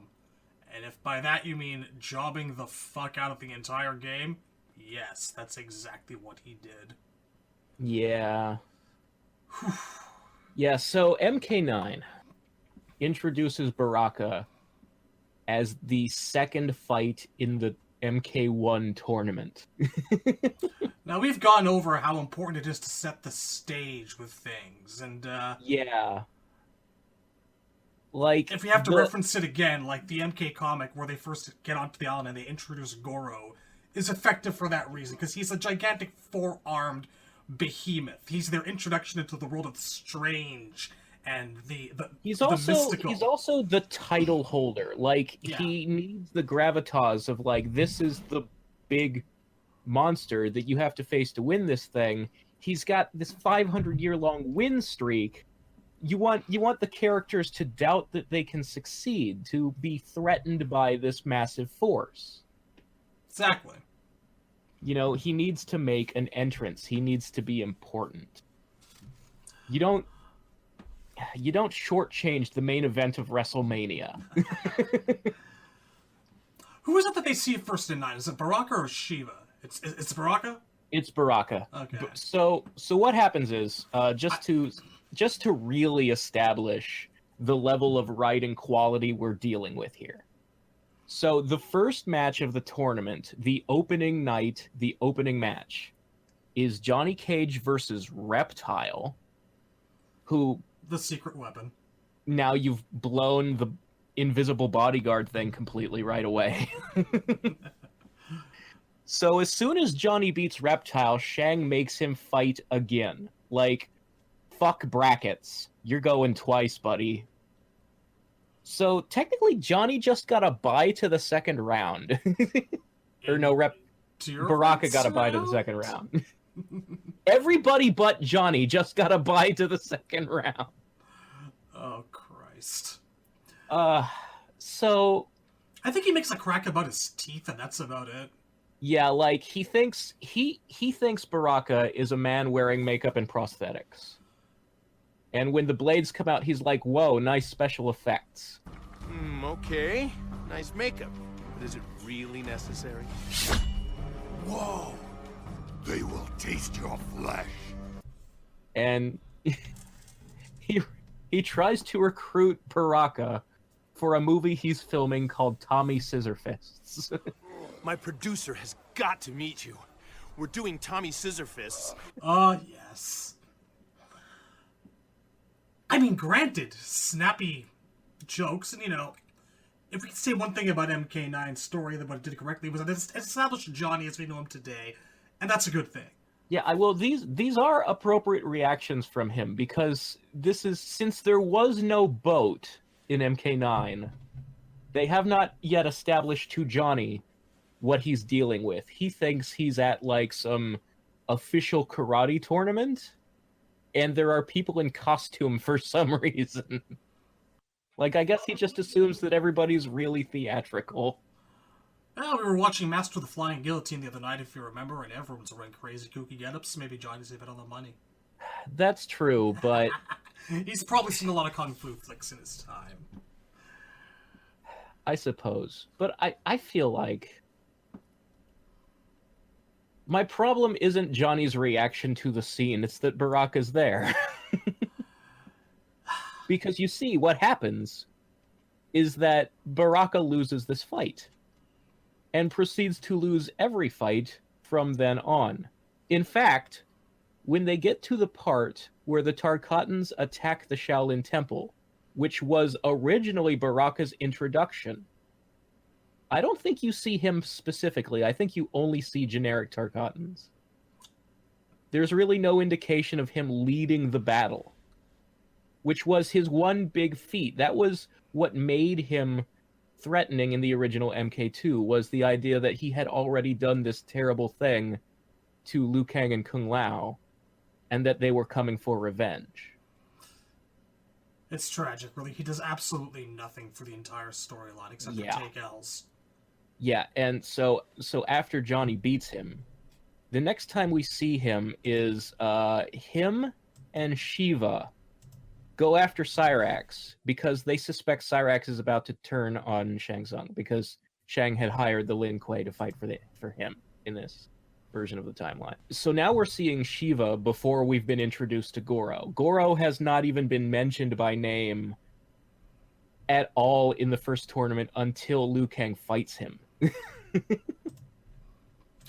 I am reading on the script that when Raiden has his flashbacks, you can see Baraka commanding his Tarkatans to attack the Wuxi Yes, enemy. there is that.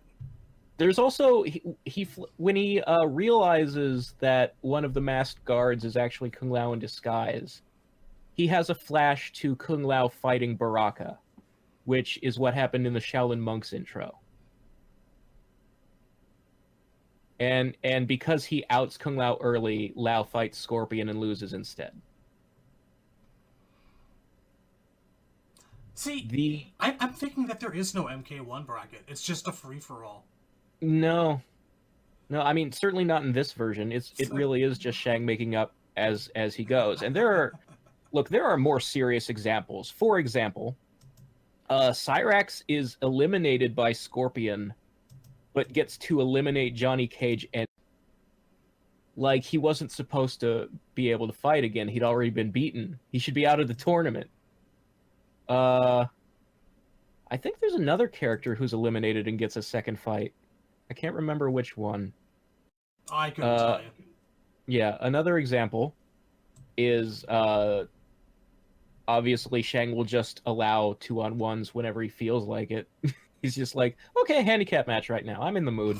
And it's not presented the way that I imagine endurance rounds should be, which is towards the end, like right before the Goro fight. Then I could see Shang being like upping the stakes. But the storytelling in MK9 is more like he's not doing it for any reason other than whimsy. There are just endurance rounds left and right.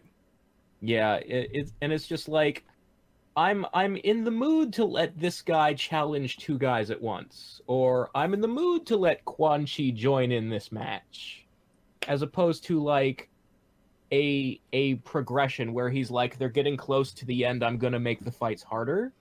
That's not what it is. Fucking tournaments. What do they mean? Also, the game just kind of skips over ever seeing Sonya eliminated. Like, it just goes straight to Liu Kang is the last Earthrealmer left in the bracket. And it's like, but Sonya hasn't been beaten at all. Few things on the cutting room floor there, probably. Yeah. Anyway.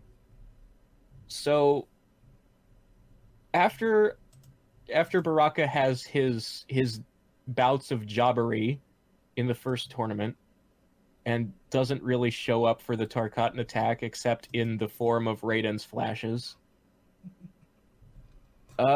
Jax. He is the first match of the second tournament where he is eliminated not by either of the Shaolin monks, but by Jax.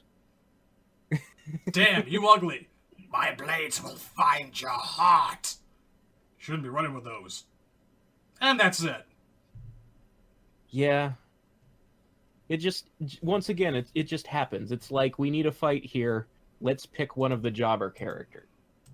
He got shafted so hard in this fucking game. And that's... It continues that way. Like, Baraka never really does anything all game long except for 2 scenes. Inspecting a crate of shotguns in the armory. Yes, where He's he taking demonstrates inventory. why he's in charge of the Tarkatans, because he's the only one who knows not to point the barrel of a gun at your own face. That is no toy! That is no toy! It belongs to Shang Tsung! It belongs to Shang Tsung! We are finished. Return to your post. We are finished. Return to your post. And the second scene of value that he gets is between MK2 and 3, where they all think Shao Kahn is dead, and they're debating who should take the throne. Baraka is the main cheerleader for Molina. I think, yeah, that was the only nod to the fact that they were fucking. Yeah, like, the dialogue he presents it as is like, she's the legal heir to the throne, of course it should be her. But if you're a fan of the series, you would know that it's because they fucking. Yeah. Oh, let's see. Right after the shotgun investigation scene, Jade kicks his ass. Yeah. I'm going through the entire script now, as I usually do. Yeah. I think... Does he fight Stryker? I don't think he does. No, I think that's actually it. Yeah, no, I don't think he actually has a fight during the MK3 portion. Perhaps they decided he'd eaten enough shit by that point. Well, that's actually fair. He didn't originally do much in 3 at all, or Trilogy either. Well, if he was around. I think... I can't remember if we've mentioned it already this episode or not, but there was cutting room floor material, according to writer Brian Shard, that was going to actually show, like, Baraka and Molina plotting together and, you know, show that they were romantically entangled. What could have been. And I have to wonder, like, because you can't have a chapter in one of these games without fight scenes attached, who would have been the main character of that chapter? Like, could it have actually been from a villain's perspective? Could it have been a Molina chapter? And would Baraka have fought somebody? I don't know. It does seem to me that they did want to make villain chapters as well, like near the start of this thing, but they just never get around to it. Like, Ed said this before. They never really get to finish what they want to do. They just have to cut things short for time constraints. And I suppose. And probably they always examine the possibility of getting villain chapters in there, but it in of itself would be a huge task. So they probably make the decision pretty early to cut that, because of all the dialogue it would require to be recorded and so on and so forth. It's a damn shame. Yeah.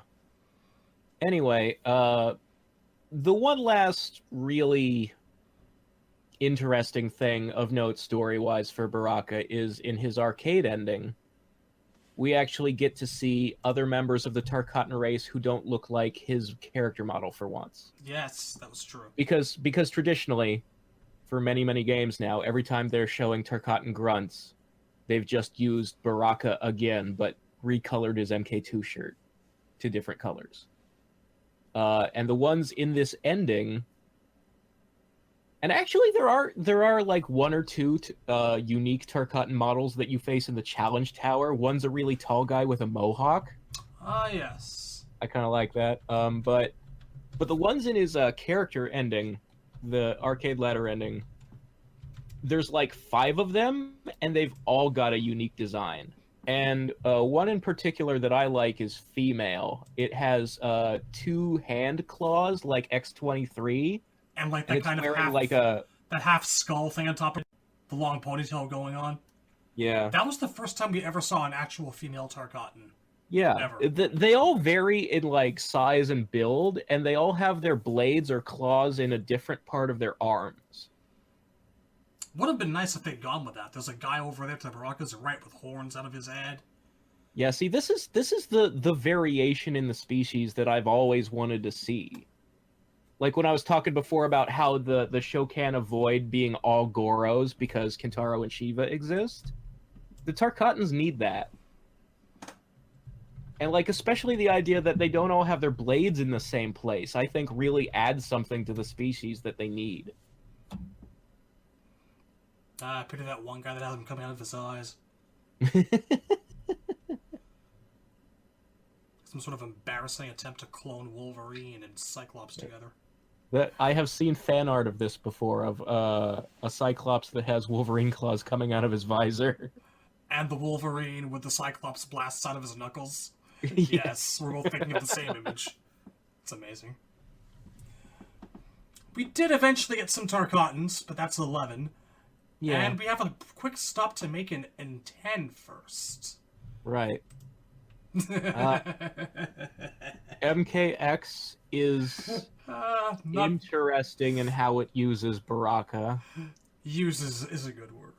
Well, so on one hand, obviously, he dies in story mode. Like, he's an unplayable NPC in this game, and Devora does a fatality to him. And it's funny, because even if you fail the QuickTime prompt and don't do the finisher, the cutscene still carries on where her dialogue is, Baraka's dead. There's no one left to support you, Molina. Give it up. I forget why she killed him again. Like, he was siding with Molina at that point, wasn't Yeah, he? so the premise of the scene... He was her lapdog, pretty much? The premise of the scene is that Kotal and Reptile are at Devora's apartment. They've arranged a secret meeting with her because they want to convince her to support Kotal's plan to turn against Molina and take the throne. And Devora's on the fence because she doesn't know if they can win that fight. And then Reptile is like, I know a secret about Molina, and when it gets out, the whole kingdom will turn against her. Right. And tells Devora that Molina was made in a lab and isn't really the blood daughter of Shao Kahn. And as soon as he says that, Molina, Ermac, and Baraka, with a bunch of Tarkatan grunts, walk into the room. And basically try to arrest them all for treason, and a fight breaks out. And Ermac switches sides during the fight because he realizes that Kotal would be a better ruler for Outworld, and it's a whole thing. Anyway, the more time goes on, the more I actually like MKX's story whenever I think about it. The implication walking into this scene is basically that Baraka is both her consort at this time and the highest ranking member of her army, because, like, these are all the members of her army in this room. Half of them are traitors, and one of them is Ermac. I suppose it is worth mentioning that Baraka kind of gets a bit of a copy-pasted costume thrown together. Well, his costume is actually kind of original. Kind of, but it looks... There are pieces of it that look a lot like MK versus DC. But it actually looks kind of like they were trying to remake his Deception outfit. A little bit. The excessive amount of ropes are a little bit odd. Like, it has this look to it, like a half-completed project. Yeah. Maybe they were planning to make him playable at some point. It's more generic than his versus DC or Deception outfits were, because, like, the bones and skulls are gone. It's kind of just straight samurai. Oh, yes, and speaking of bones and skulls and so on, he's got, like, teeth coming out of his cheeks. Yeah. I don't know what's going on there. It's like every single game they try to do something new with him. Like putting little bone spikes here and there and trying to figure out what looks nice, and it's like...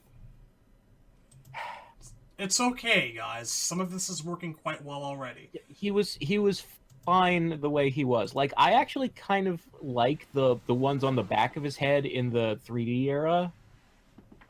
But I don't know, the ones coming out of his cheek, and in 11 the ones coming out of his shoulders, I don't know that all that is necessary. I've never actually been sure he...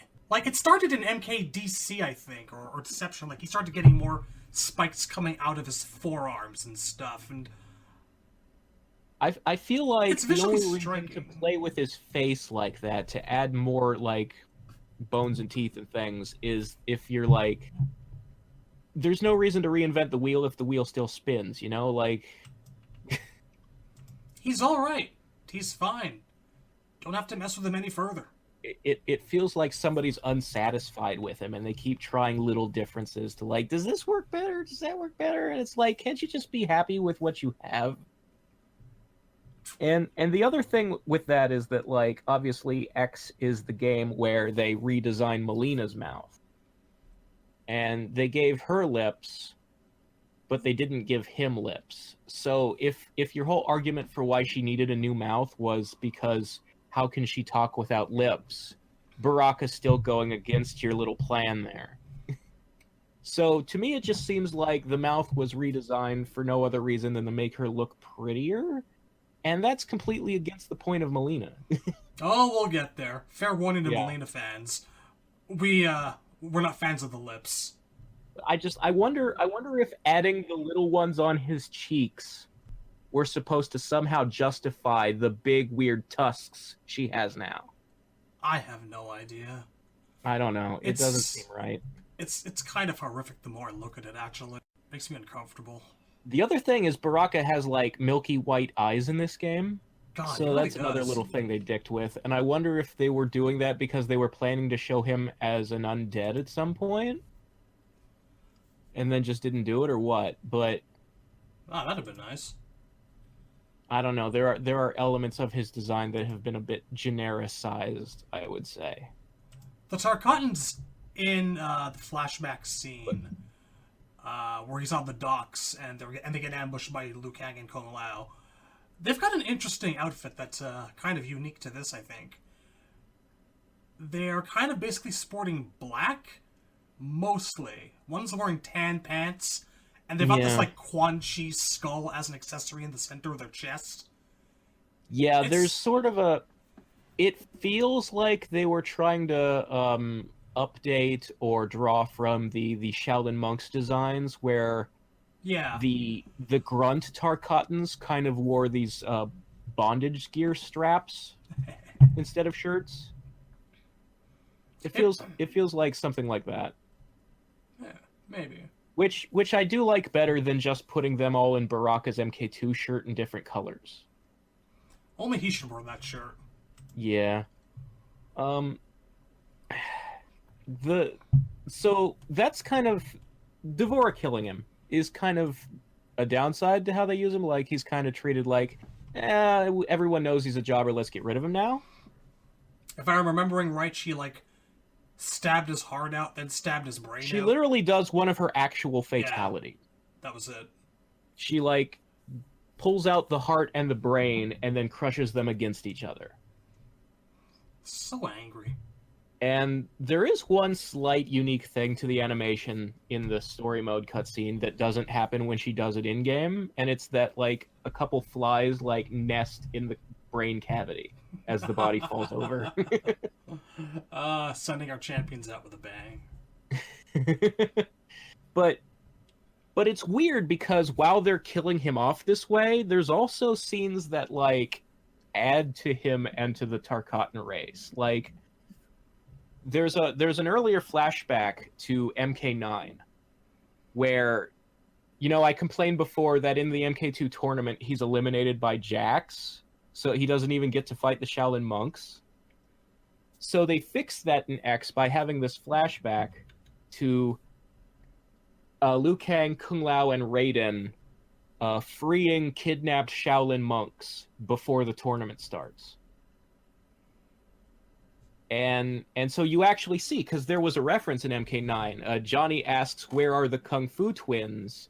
And Raiden's like, they're freeing their Shaolin masters, they'll join us when they're done. And so now we're actually getting to see that. Cutting room floor material, probably. Something Like, they it's brought a over. weird bit of continuity not fucking up between the game. It's good to know they have some priorities. So we actually do get to see Liu Kang and Kung Lao fight Baraka and the Tarkatans. And in this scene, we see the Tarkatans speaking a Tarkatan language for the first time. If you harm them, you answer to me. And we also see that Baraka, the name, is an anglicization, and that his actual name is more like Baraka. You know, like 3 words. Empalahe, Baraka. Empty threats, Raiden. You will not see the tournament. Which is interesting. Oh, that's good. I forgot completely about that. Yeah, his name is like BAHRAH''.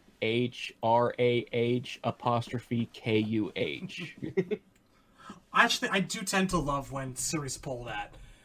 The closest thing that you can get to pronouncing the alien name. It's an old trope, but it's a faithful one. I like that too. So it's like interesting that it shows that MKX is the first in a progression of them trying to actually build a race and not just a bunch of monsters. Like, to give them a culture. It was about time. On the other hand, before D'Vorah kills Baraka,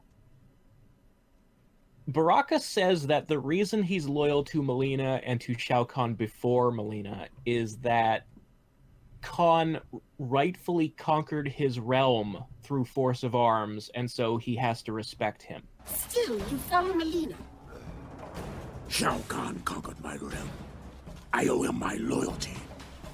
I honor his will. Which contradicts the idea that his race is native to Outworld because they're Outworlders bred with demons. Whoops. Yeah. Oh, yeah, like, well. the Tarkatans don't come from a Tarkatan world that lost the Mortal Kombat tournament, man. They come from Outworld. Telling you, man, we need to gather all this information in one place for easy access. Now there is a way you could read that where you can headcanon it to not be a contradiction. And it's if you think to yourself, well, Shao Kahn conquered Outworld through force of arms, maybe he's referring to that. It's obviously that's not what they meant. They meant to fuck it up. But it makes me feel better to imagine that that's what they... Well, anyway, aside from that, was there anything else of note for 10? For Baraka, not really. Well, there is the Alien trailer. That's true. The poor bastard. the trailer for the second Combat Pack DLC gave us an alternate way for Baraka to die, where D'Vorah doesn't do it, a Xenomorph does.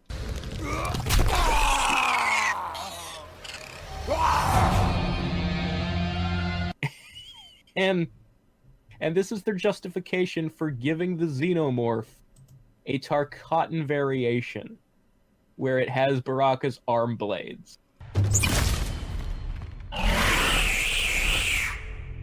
Because like Mornfana and MK11 Kitana having the Sai, and all those other examples they have done throughout the years of giving one character's moves who's not in the game to a character who is in a game, like, they just can't stop doing it, you know? And I don't think it's ever satisfied anyone every time they do it, but they keep doing it. This is what happens when you have a bunch of people who like the characters, but they're primarily fighting game fanatics and not necessarily Mortal Kombat fanatics calling the shots. It's literally the thing that everybody blasted MVC-I for. The guy saying that characters are just functions, and it's okay that Magneto's not in the game because someone else has his functions. Man, get fucked. That's not why people like characters. And, like, MVC isn't a story-driven game, and people still got mad, which proves that you can't do that shit. Idiots. But moving on. 11. Yes. 11 was... The game that finally gave Baraka respect after, like, almost 30 years. He did well for himself here and there, but he just never did anything special. Then he kind of hit a low.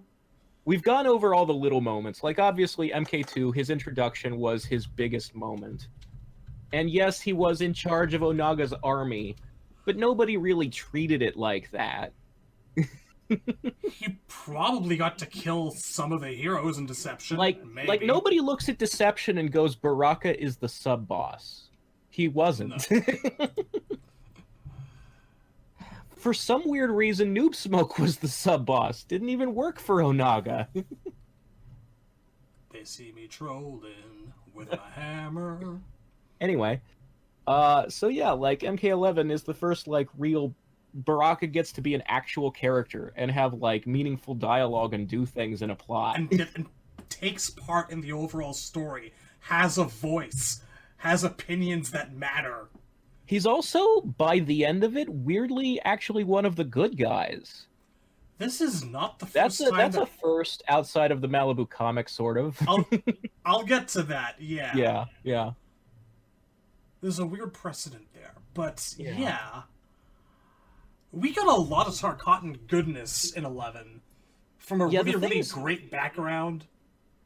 The thing is, if you had asked me about the time Deception came out, what I thought about Baraka and the Tarkatans, like, their intelligence level and their capacity to be, like, if they could be good guys, if they could be meaningful members of the roster, I would have said, actually, I think Tarkatans have the intelligence of, like, a dog that can talk.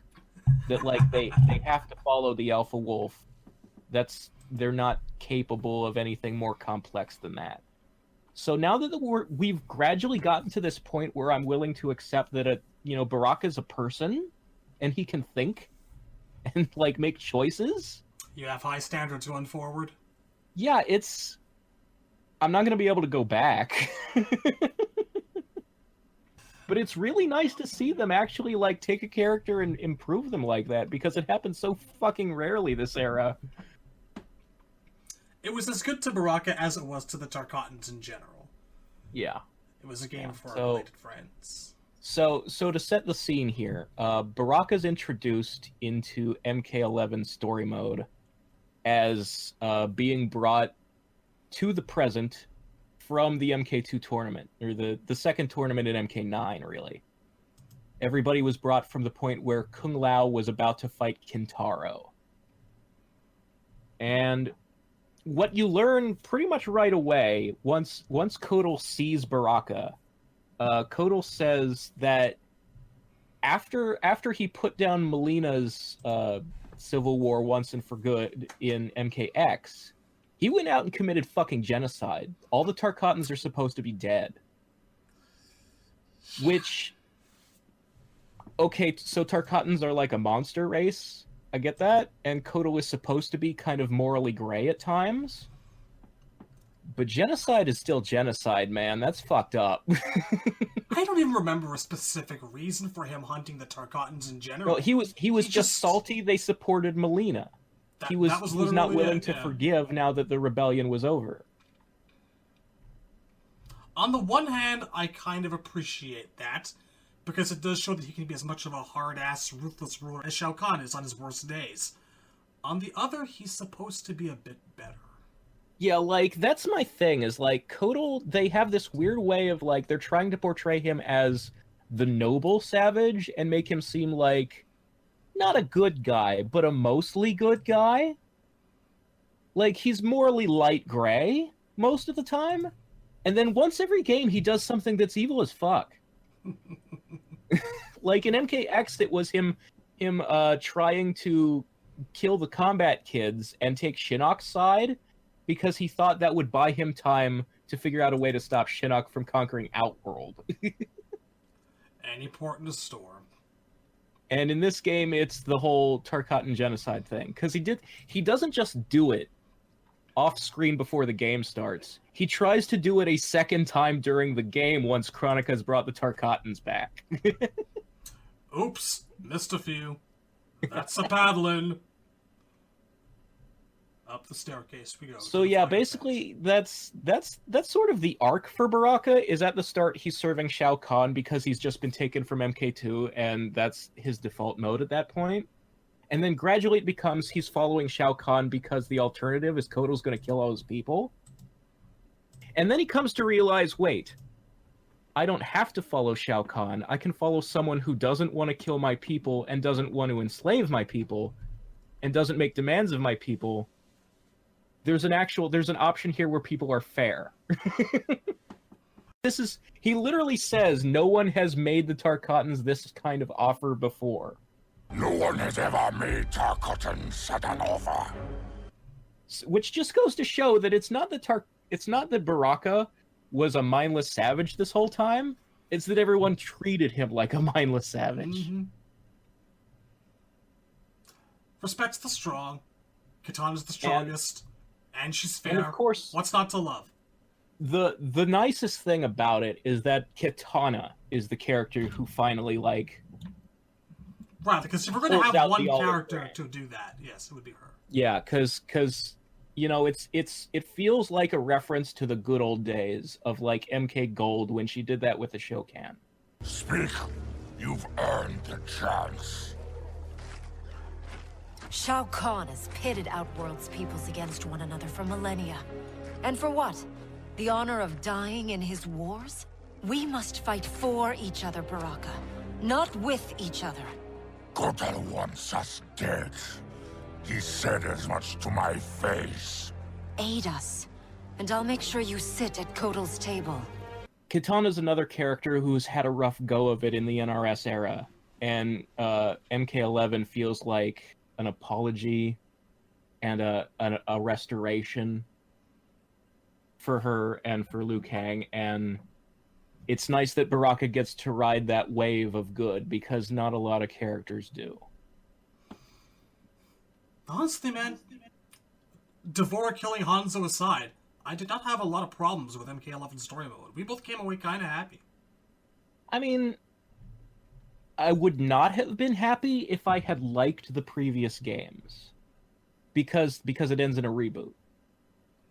A lot of the things I like about MK11 are directly because it's getting rid of the 9 and X lore. I just feel like this. It's the same way I felt. It's the same way I felt about how X did Sub-Zero, because obviously it's kind of a really brushed under the rug way they did Kuai Liang becoming the Grandmaster off screen between games. But it just feels so nice to have Deadly Alliance Sub-Zero instead of Cyber Sub-Zero that I forgive it. You know, like, I'm willing to accept that they took a shortcut when the end result was to get rid of something from 9. That's how bad 9 was. Yes. Not how good X is. Well, I'm also of the opinion that X and 11 could have been much worse. I'm overall more or less happy with how the stories turned out. They could have. I mean, anything that's wrong with X and 11, mostly you can trace back to 9. Pretty well. I've been saying so many times for so many years the same phrase over and over again: you can't build a house on a bad foundation. And it just kind of keeps proving me right. Well, on a positive note, right now I'm looking at a crowd shot of Baraka and Shiva and Jade about to lead a charge, and this is towards the end of 11 story mode, and just, I'm looking at a lot of the guys in the background. There's a lot of detail put into put into these character models. Like, very, very few are actually alike. We got an entire stage devoted to the Tarkatans. We got, all this elaboration on, like, their lifestyle. Like, the idea that, because they're such hardcore carnivores, they've got, you know, like, skinned people hanging over the lava hot rocks that are natural to Outworld's landscape. That's how they, like, cook their meat. Torture makes you taste better. I like that detail. It really went in full-on detail into their culture, and I like the way that they live. They continue to talk that language from MKX, which is, like, Not completely syllables you don't need lips to make, but mostly. Kakakanto. Nakakatarne. Kut nar Kombat traka. Ne akarataka tahar Kombat. All I understood from that was combat. Then you understand enough.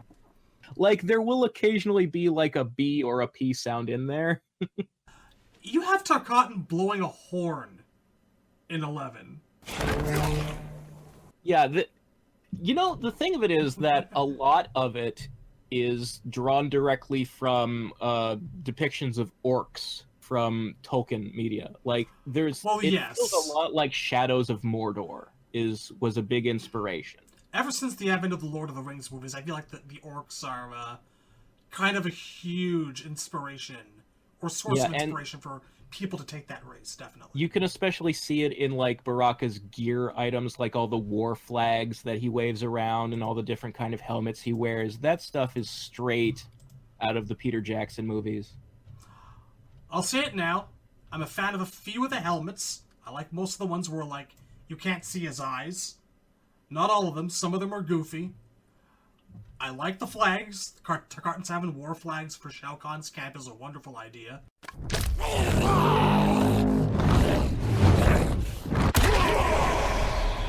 Some of those blades, man, I don't know. Well, like, the blades are really just kind of weird because they were trying all these different, like, bone growths. They were just, they needed 30 slots to fill, so they were trying to be out of the box thinking. Yeah, but some of that you can't resheath back into a skin slot. Yeah, no. One of them's just full of, like, jagged arrow edges. Yeah, they're like, some of them have, like, bow outward into, like, leaf shapes and shit like that. Oh. Some of them have actually been pierced with big heavy rings, like those Chinese ring swords. I can appreciate the angle. It's nice. I enjoyed the one that's venom tipped. That's a good idea. But just... So there's a detail I like about it, about the blade gear, is it's not, like, written out anywhere. There's not, like, a piece of lore you can read that explains it, or some dialogue anybody says out loud. But you can totally imply from the gear that the way the Tarkatans with metal blades actually work, now, since it's been so long since they had, like, metal bones and teeth, since the current interpretation of Tarkatans is that their bones are regular, then it's going to lead you to ask, then how do they get metal blades? The answer appears to be that depending on, like, rank or status, like the greatest warriors like Baraka probably smelt metal onto the ends of their blades.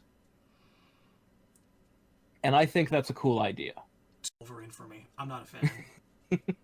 Well, see, the difference to me is that, like, Wolverine had to be put in a sci-fi tank with tubes in him, and, like, these guys are literally just standing over an anvil having molten hot metal poured over the blades, is how I imagine it. And then, like, a blacksmith takes a hammer.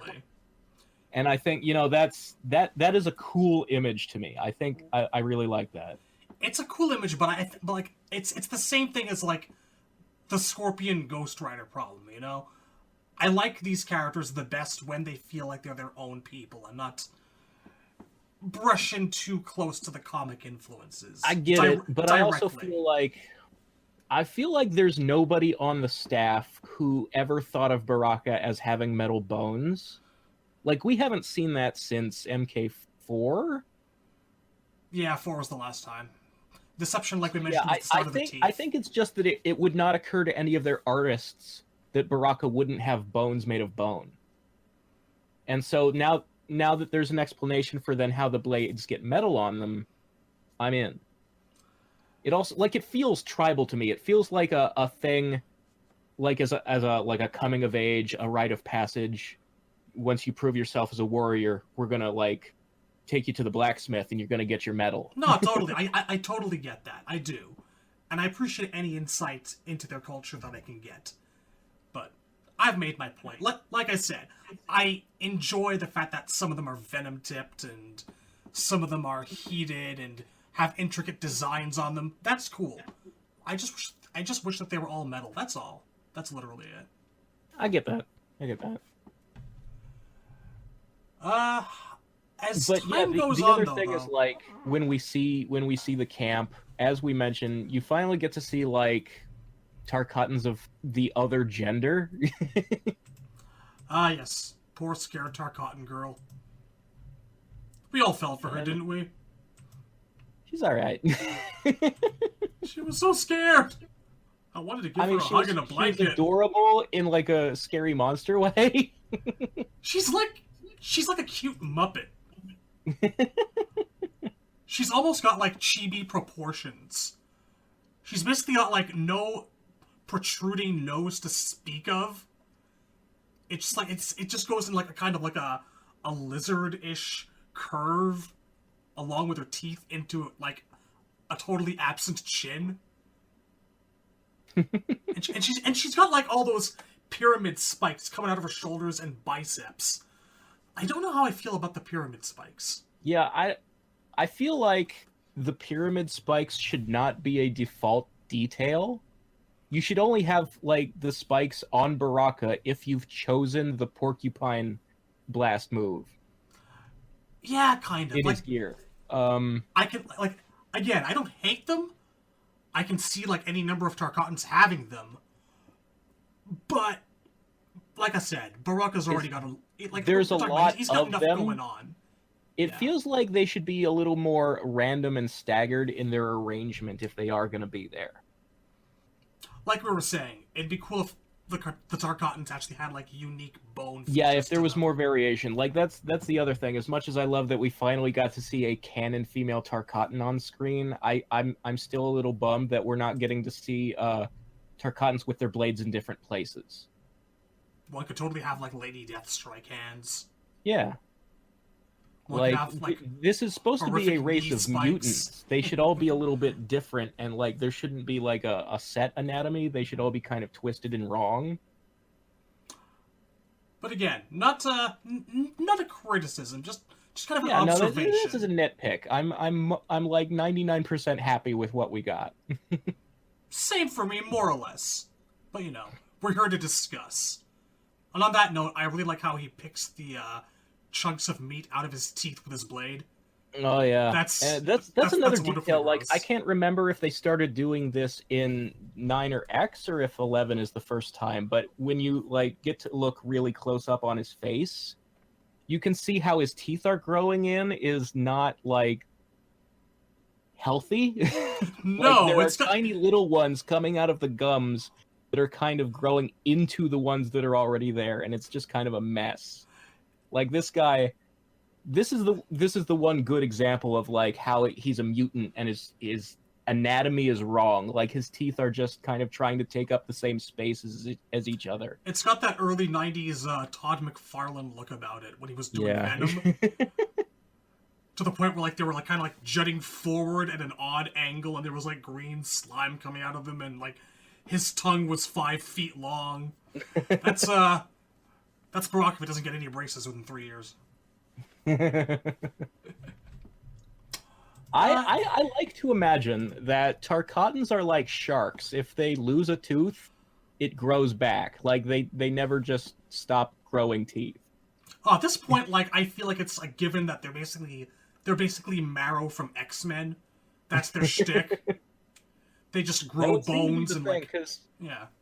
I also have to imagine that if you ripped Baraka's arm blades out, they would grow back. And again, we talked about whether or not he might have a healing factor, so maybe that's just all part of the same thing. Well, like, he straight up breaks them off into you during fights. He does, that's true. They're not really, like, solid things he sheathes in his forearms anymore. And They're again, there basically is the porcupine blast gear move now, so it seems fairly confirmed that they do have marrow powers. Oh my god. Like, how much are they gonna give them, I wonder? No complaints, aside from the fact that I don't need every single Tarkatan to be, like, omni-bone projection units. I'm just going to interpret it as healing factor. Okay, fair enough. Because, like, he's not going to pull long bones out of his back and use them as knives like Marrow does. He's just going to Yet. regrow the ones that he's lost. Not yet, anyway. I don't remember his arcade ending, because I've become so desensitized to arcade endings meaning anything that I don't really watch them more than once now. Yeah, arcade endings have really fallen off in terms of, like, give a shit. Relevance. I'm looking at some screenshots. I think he just kind of, like, gets the power of the hourglass as they do, and he kind of leads his race around various universes or something. I'm looking it up. They're all pretty much just variations of, when I get the hourglass, I'm gonna be in charge of all the thing. Which is fine. It's like, whatever. I guess I kind of dig his Chronica look. He looks like your typical garden variety skeletal-faced buff sorcerer. He's got a bit of a Skeletor thing going on, except with white outfit and gold trim. It's alright. He might look cool if he wore an outfit with, like, a hood, you know? That might be a thing. I dig the shot of him holding Raiden's severed head up on his blade. That's nice.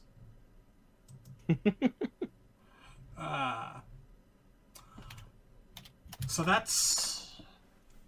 Is that it? Are we missing anything at all?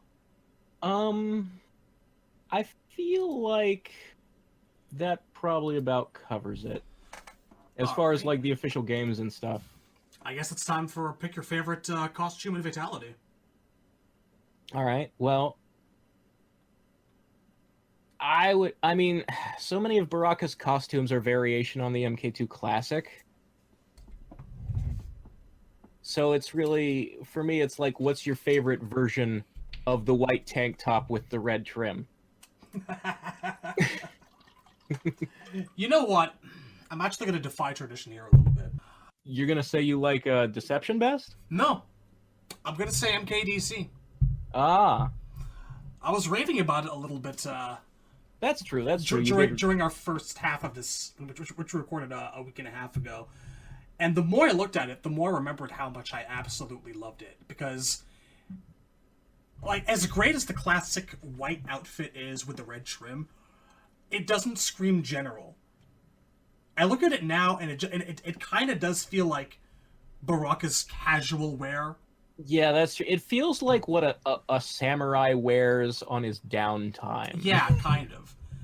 And DC had that samurai aesthetic that really made him look the part of a foreign Eastern general from another world. Yeah, I can see it. I think so. I guess for, like, a martial arts tournament, comfy casual wear samurai does kind of work. And for, like, a game where he's more actually doing the military leading of the Tarkatans thing, you want, like, a breastplate and some shoulder pads. Yeah, I'll say it. I think that MKDC is my favorite general look on him, and I would love to see it come back someday. So MK9 is not my favorite of the variations on 2. I think the tank top is a little too wide at the shoulders. Like, it doesn't have that wife beater shape. It looks more like a ninja V. But I really like the Tarkatan logo, like the stylized red skull with teeth logo on the shirt. Yeah. I think that's cool, and I kind of wish that it was there on the MK11 version.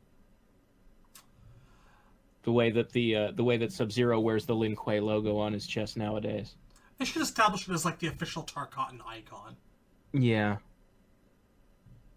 I think in terms of variations on the MK2 look, I might like Shaolin Monks best. Because it's like classic, but it's also got a little extra detail, like the samurai plate over his crotch, the loinclothy thing is more like jagged and sharp. And it also, like, it has the little spikes on the back of his head from Deception. And I wish there was more of a continuity from game to game between characters' designs. So for him to look one way in Deception and then have that in a version of MK2 is the kind of continuity that I'm looking for, and I wish there was, you know? Totally. Um, Honorable mention goes to the staples. I'm not sure about the rest of it, but I would love. I think I would say the staples were my favorite if it weren't for the bright red pants and the the lower half of him being body reptile. is reptile. Yeah. You know, little the bit more the originality. cyber diaper, whatever that is. Like you take the underpants, the metal underpants off, and you change the color scheme of the shoulder pads and the pants, and I think that's a great fucking costume. I would love if the staples had become a recurring element, or if we got to see them again in another timeline. Oh well, we'll always have a hat to the forehead in Armageddon. Yeah. I mean, the other thing is there are two details from the original MK2 that I miss, and obviously one of them is the color of his eyes. Like we already talked before about Yes. how his eyes used to be completely hidden in shadow, and what you could see of them in like Tobias's drawings was red. I like that so much better than yellow with like cat eye slits.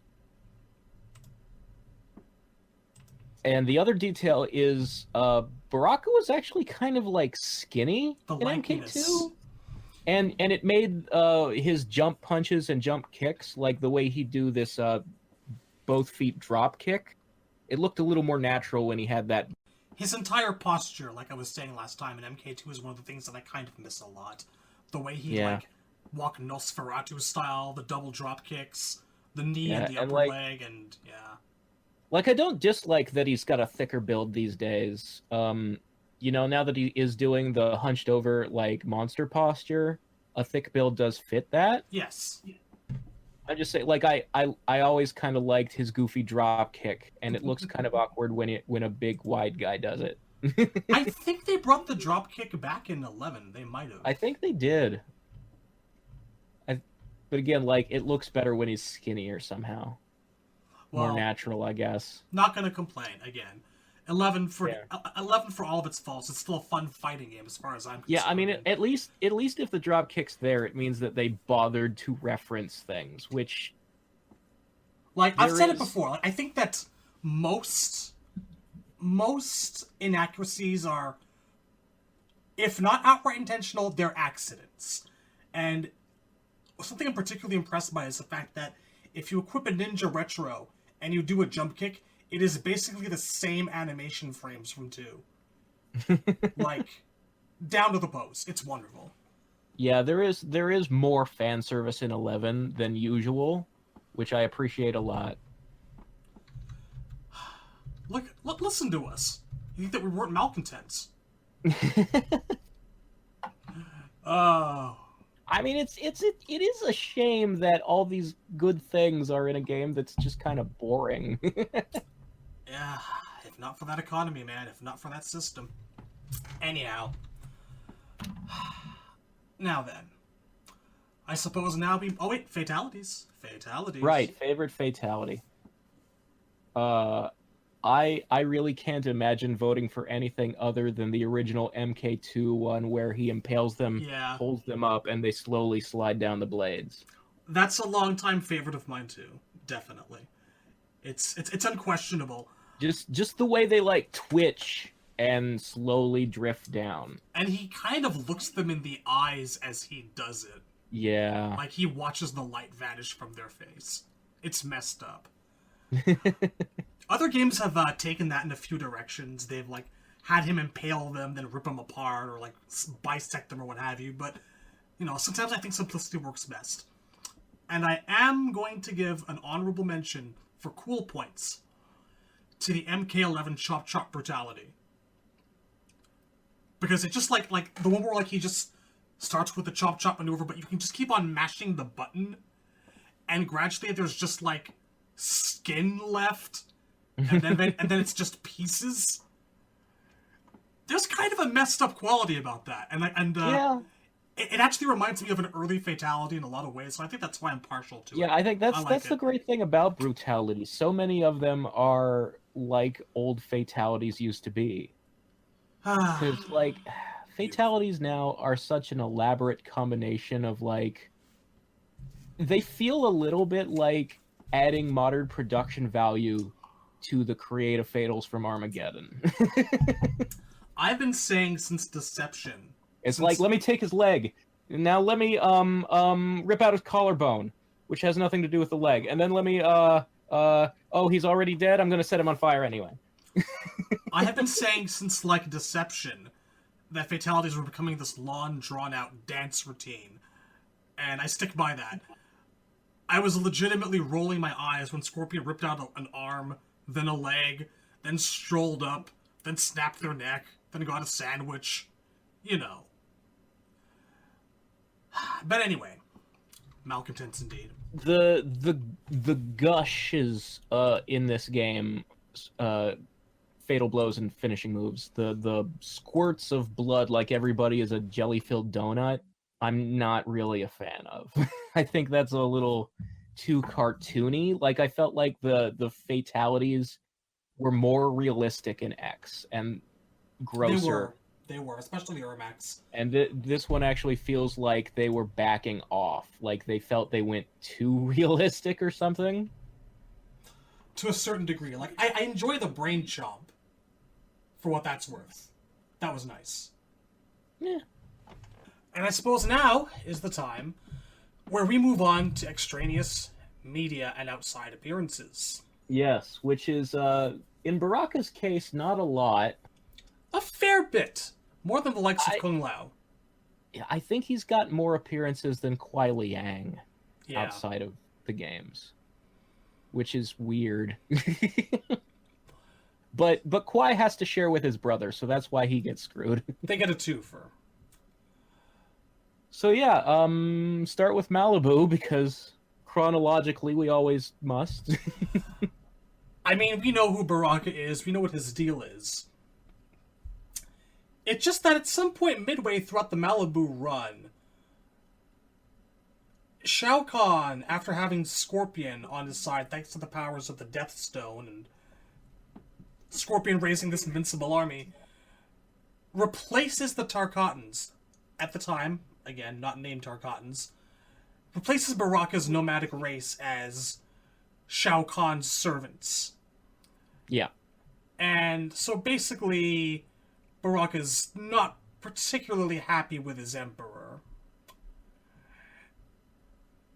And this kind of leads to him being sort of placed as a good guy towards the end of things. There's this weird tentative alliance between him and Kitana Kung Lao and Sub-Zero. Which lasts for like an issue and a half, if even that. Yeah, and Baraka's basically the first one to break off from that group. Because he's like, fuck you guys. I'll say this, like... I'm not an actual good guy, I don't fit. The MK2 bio, and like his ending in MK2, specified predictable with wild fits of anger, and Malibu certainly got that right. That is true. The other thing is, so there's a lot of people talking in the third person in Malibu, because it was just very kind of the style, like it's very old-fashioned Chris Claremont X-Men in that way. But when they do it with Baraka, they don't bold the word all the time to like denote this is the character who is talking. Like, it actually appears to be part of his speech pattern. Yeah, no, he's more like the Hulk in the way he talks. Because, like, other people will say their own name for no reason as, like, to introduce them to the audience this issue. You know, it'll be like, you thought something, but it was me, Dio. All the time. But with Baraka, that's just how he speaks. He doesn't really do, I and me. It's the Hulk. It's the Hulk. Pretty well. But I think the Malibu storyline that people really want to hear us talk about is the infamous we'll get there. Hang blue on. baby. The last bit I'll bring you about before the babysitting adventures is the fact that even after having disputes with Kung Lao, Kitana, and Kuai Liang, or Sub-Zero as you want to call him. I think it was Bihan. Yeah, it's true. It was Bihan, because Kuai Liang was... Yeah, because we covered that. Like, Kuai Liang shows up in the very last scene of the very last issue, because Bihan didn't die until the end. But yeah, even after having disputes with them and turning on them and fighting them, near the end of Malibu, when Shao Kahn holds his tournament... Well, not so much of a tournament as an actual run up the side of a fucking mountain to get an amulet. His death race. He divvies the people up into two sides. Earthrealm side and Outworld side. But Baraka is just stuck with the good guys. He just throws Baraka onto the Earthrealm side. And this literally lasts for 5 minutes. Because he's like, no, I've had it. I'm sick of working with you. You're all weak. Fuck you. And then Jax tries to calm him down. And this is why Jax would have had metal arms if Malibu had kept on going. Because Baraka greets Jax with an upward slash through both armpits. And then Sonya's like, what did you say, Jax? Oh, he says that when we get back, he's going to get himself some metal arms. And that's it. So now... the babysitting episode. Yes. Baraka is one of a few lucky individuals to get his own one-shot comic. As to when during the timeline this actually happens, it's completely ambiguous. It could actually be after the end of Shao Kahn's mountain run. It doesn't fit in anywhere. It never goes anywhere. It might have been the second to last comic published under Malibu, because I think Kung Lao was the last one. But Baraka basically gets a hold of a baby. It's the usual scenario, you know? Dying person says this is going to be the savior of our race someday, and you have to take care of it. So Baraka winds up running around with a blue mutant baby on his back. Yeah, I think, like, it was basically... the baby was Tarkatan. It's just that, to Malibu, blue skin is one of the possible features the mutant race can have. Yeah. They were really going all in on the mutant side of it. So yeah, he stops some of Scorpion's undead army from killing this baby. And to be clear, this baby has lips, right? It has like a normal face. It's a human baby that's blue, and they're like, well, Tarkatans can look like this too. The baby has a nose. The dying alien that he gets it from does not at all. Right. I mean, again, they're mutants. Each one has like a random appearance. The baby has a name. The baby's name is Nanya. No one's a match for Baraka, says her guardian. You are our greatest fighter. This child Nanya, she our greatest hope. Take her, friend. Keep her well. And Baraka's like, I not understand. What? Keep her away from Emperor. She'll save us all one day. Blah, dies. I feel like that name should have been set up differently in the dialogue, where, like, he says, take this baby, it's our last hope. And the last thing Baraka asks is, what's its name? And the guy says, Nunya, and then dies. Like he was about to say Nunya business.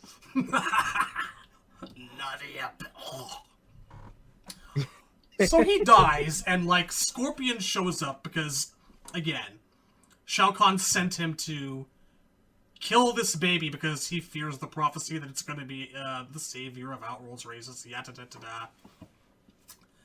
And for no fucking reason anybody can discern, Noob Saibot shows up to guide Baraka and help him fight off Scorpion and his undead army, because he has the baby's best interest at hand. Again, Noob Saibot is not Bihan in this series. This is way before they were defined as a single person.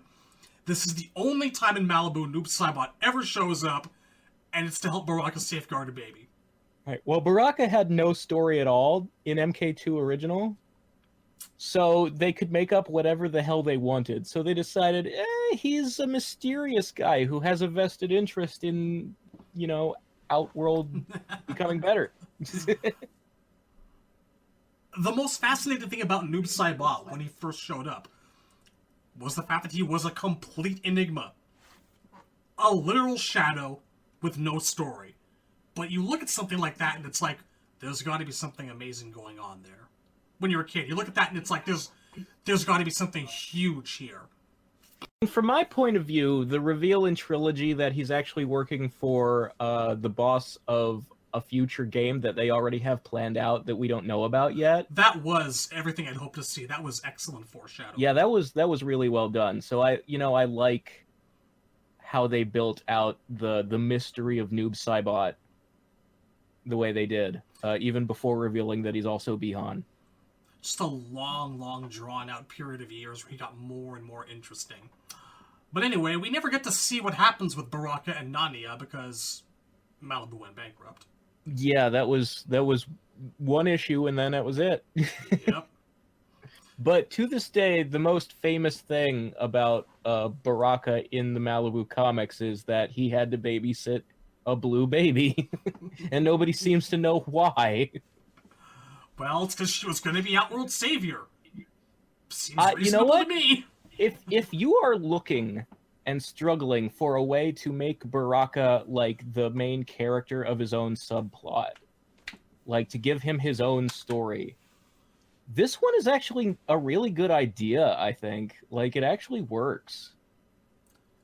You know, Tobias was going to do a Baraka Mythologies game at the very start yeah, of all he this. was. When Mythologies came out, he was asked by a couple different magazine interviews what he wants to do next if he's going to give more characters their own solo game. And his answers were always Liu Kang and Baraka. And for years, I've just been like, what was your plan for Baraka, sir? Yeah. He probably had more in mind for him than Henchman Jobber. I would love to know what he was imagining. Right? Like, I guess that from this point on, we get to our second interpretation of Baraka in non-mainstream appearances, and this is the Jeff Rovin novel. Because he's in this thing. Ah, yes. He has a bit part, but it's a weird part. It sure is. But it's a fun one. So to recap, Sonya and a couple of her special forces, or whatever, FBI, whatever she was working for at the time, agents, in this interpretation, were going undercover in the Black Dragon to take down Kano. Things go tits up, and they get captured by Shang Tsung, and they get dragged back off to Outworld. Her cohorts, anyways, her companions. Bit of background number 2. Shang Tsung has a messenger pigeon named Hamachi. He loves this pigeon. He sends it everywhere. He sends it to Sub-Zero to give him assassination missions. He gets the messages back. He pets the pigeon. Shang Tsung loves his pigeon. Shang Tsung makes sacrifices to his pigeon. Shang Tsung makes human sacrifices to his pigeon. So we cut to like more than three quarters of the way through the novel, when Sonya's kind of wandering through the Escher-esque hallways of Shao Kahn's fortress. And she finds her two missing companions. They are dead on some altars. Their chests carved open. And there are priests around kind of like adorning the walls with their blood, writing murals to the honor of Hamachi the pigeon. And the head of these priests is Baraka. He is wearing priest robes. He's got the blades. He's exactly the same as we've always known him, except he's a priest. And he speaks, well, like your typical priest would. Normally, he's got the long teeth and everything. They describe all of that. But he's, this is all for the glory of the great Hamachi. Seize the intruders. Shang Tsung's pet must be honored, or some shit like that. And, you know, he gets his ass kicked, of course. Yeah. But it's just so weird. Like, I feel like Jeff Rovin had maybe, I don't know, seen some of Shang Tsung's endings, like, seen Shang Tsung's ending pictures and thought, well, why not? I'll bring in Shang's priests and I'll make Baraka a part of them. I'll squeeze him in somehow. Sure, nice effort, I guess. I have to wonder if Rovin didn't see the unused design for Shao Kahn back when he was going to be Tarkatan and look like the Pope, and thought God, that was a design for Baraka. That might be something, huh? Ha! Oh, goodness. So I do like, there is something that feels like Asian mysticism about making human sacrifices to a carrier pigeon. Yeah. Like there's this sort of this tendency to like interpret useful animals as agents of a god or a demon, or like possessed by, right. You know, and especially because so much of Outworld in the Rovin novel was depicted as more of a hell realm than just a fantasy dimension. It was a like hell they realm, they but were it was more also... like demons. They were more like demons who would like inhabit forms when they came to Earth realm. There was kind of a Lovecraftian element about it. Yeah. So that's a part It's of the certainly Rovin an novel. interesting way to go. Yeah. Like, I've always wanted to see, like, Outworld be... Like, I always imagined it being even more screwed up than we came to understand it as, you know? I could totally... Until we got Chaos Realm, that is, I could totally see Outworld as a place where, like the novel says, some corridors that look like they're turning right are actually turning left once you walk down them, and the geometry's all weird and wrong, and it hurts your head to look at it. Yeah.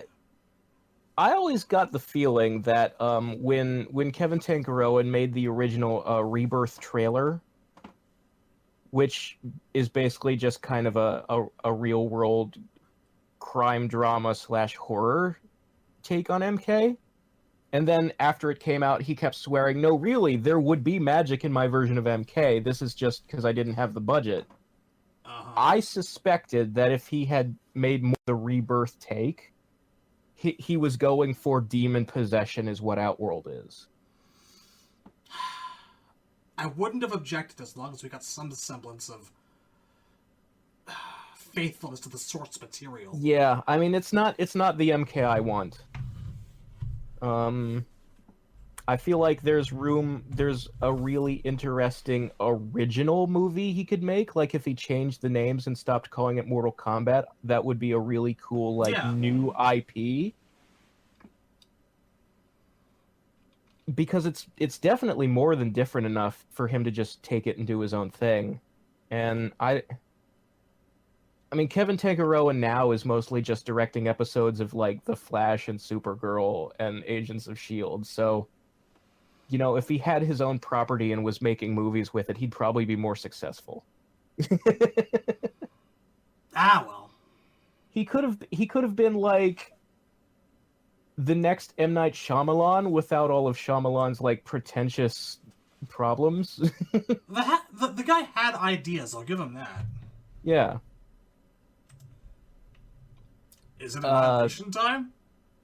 Well, before Annihilation. The journey begins.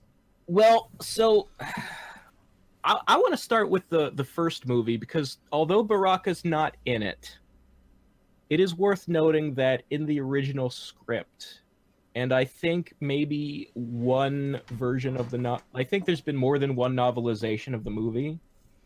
I've only got the one that I'm aware of. Right, I think there are two. And anyway, in the original script, the guys in the hoods who are like the minions on Shang's Island, like the Fouye guy that Sub-Zero freezes and kills. Yes.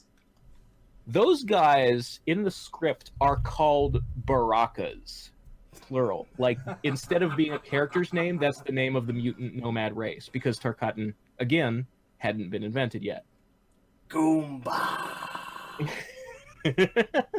And that was going to be like why they all wear hoods, as like a low budget way to not have to show the teeth.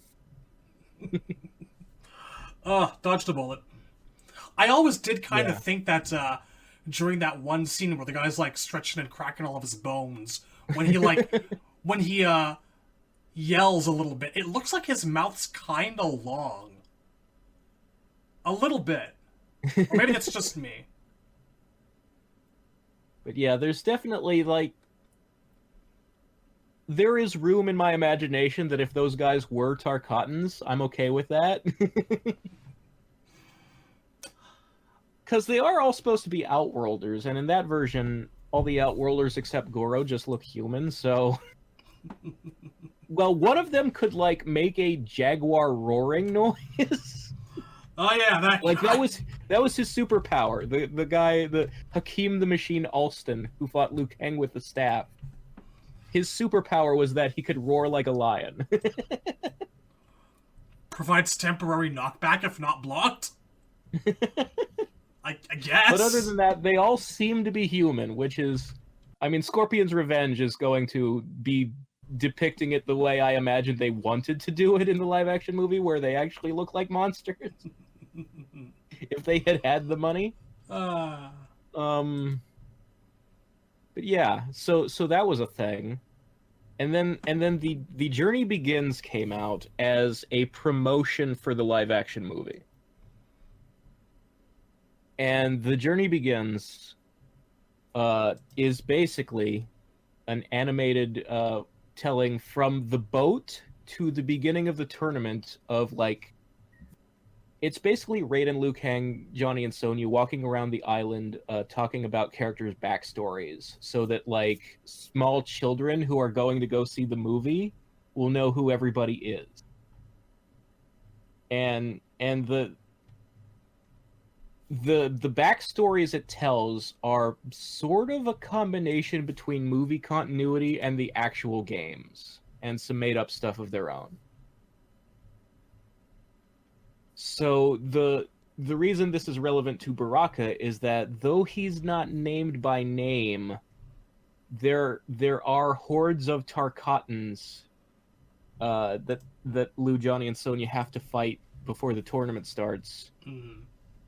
For apparently no real reason. Like, Shang just tells them to, and Raiden's like, fuck it, I guess the tournament has started.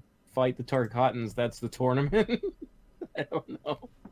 But they all look exactly identical to Baraka. Like, they didn't even color them different shirts. It was literally a G.I. Joe recycled animation moment. Oh yeah, there is... They're all running at the exact same speed, at the exact same pace together. They are all, like, so much footage in this fight scene is copy-paste. Like, the entire fight scene is, like, 4 or 5 moves total, repeated over and over. Glorious. Liu Kang jumps over a box. Take 5. And I mean, we've done a commentary for The Journey Begins, so Nothing further needs to be said. if you want to celebrate the reused animation with us, I highly recommend that. It took us a while, but it's back up there now. Yeah, you'll have to find, because we originally uploaded it with the footage because we didn't think we'd get caught, and then we got caught. YouTube algorithms, man. We should have known better. Well, it's you'll have to find the footage out there. So we're just offering the audio track now. Just watch it along with us. You'll have fun. It's probably actually easier to sync up because we didn't get it quite perfect the first time around. Before we move on to Annihilation, Okay. we should give a brief mention to his appearance in the live-action MK2 commercial.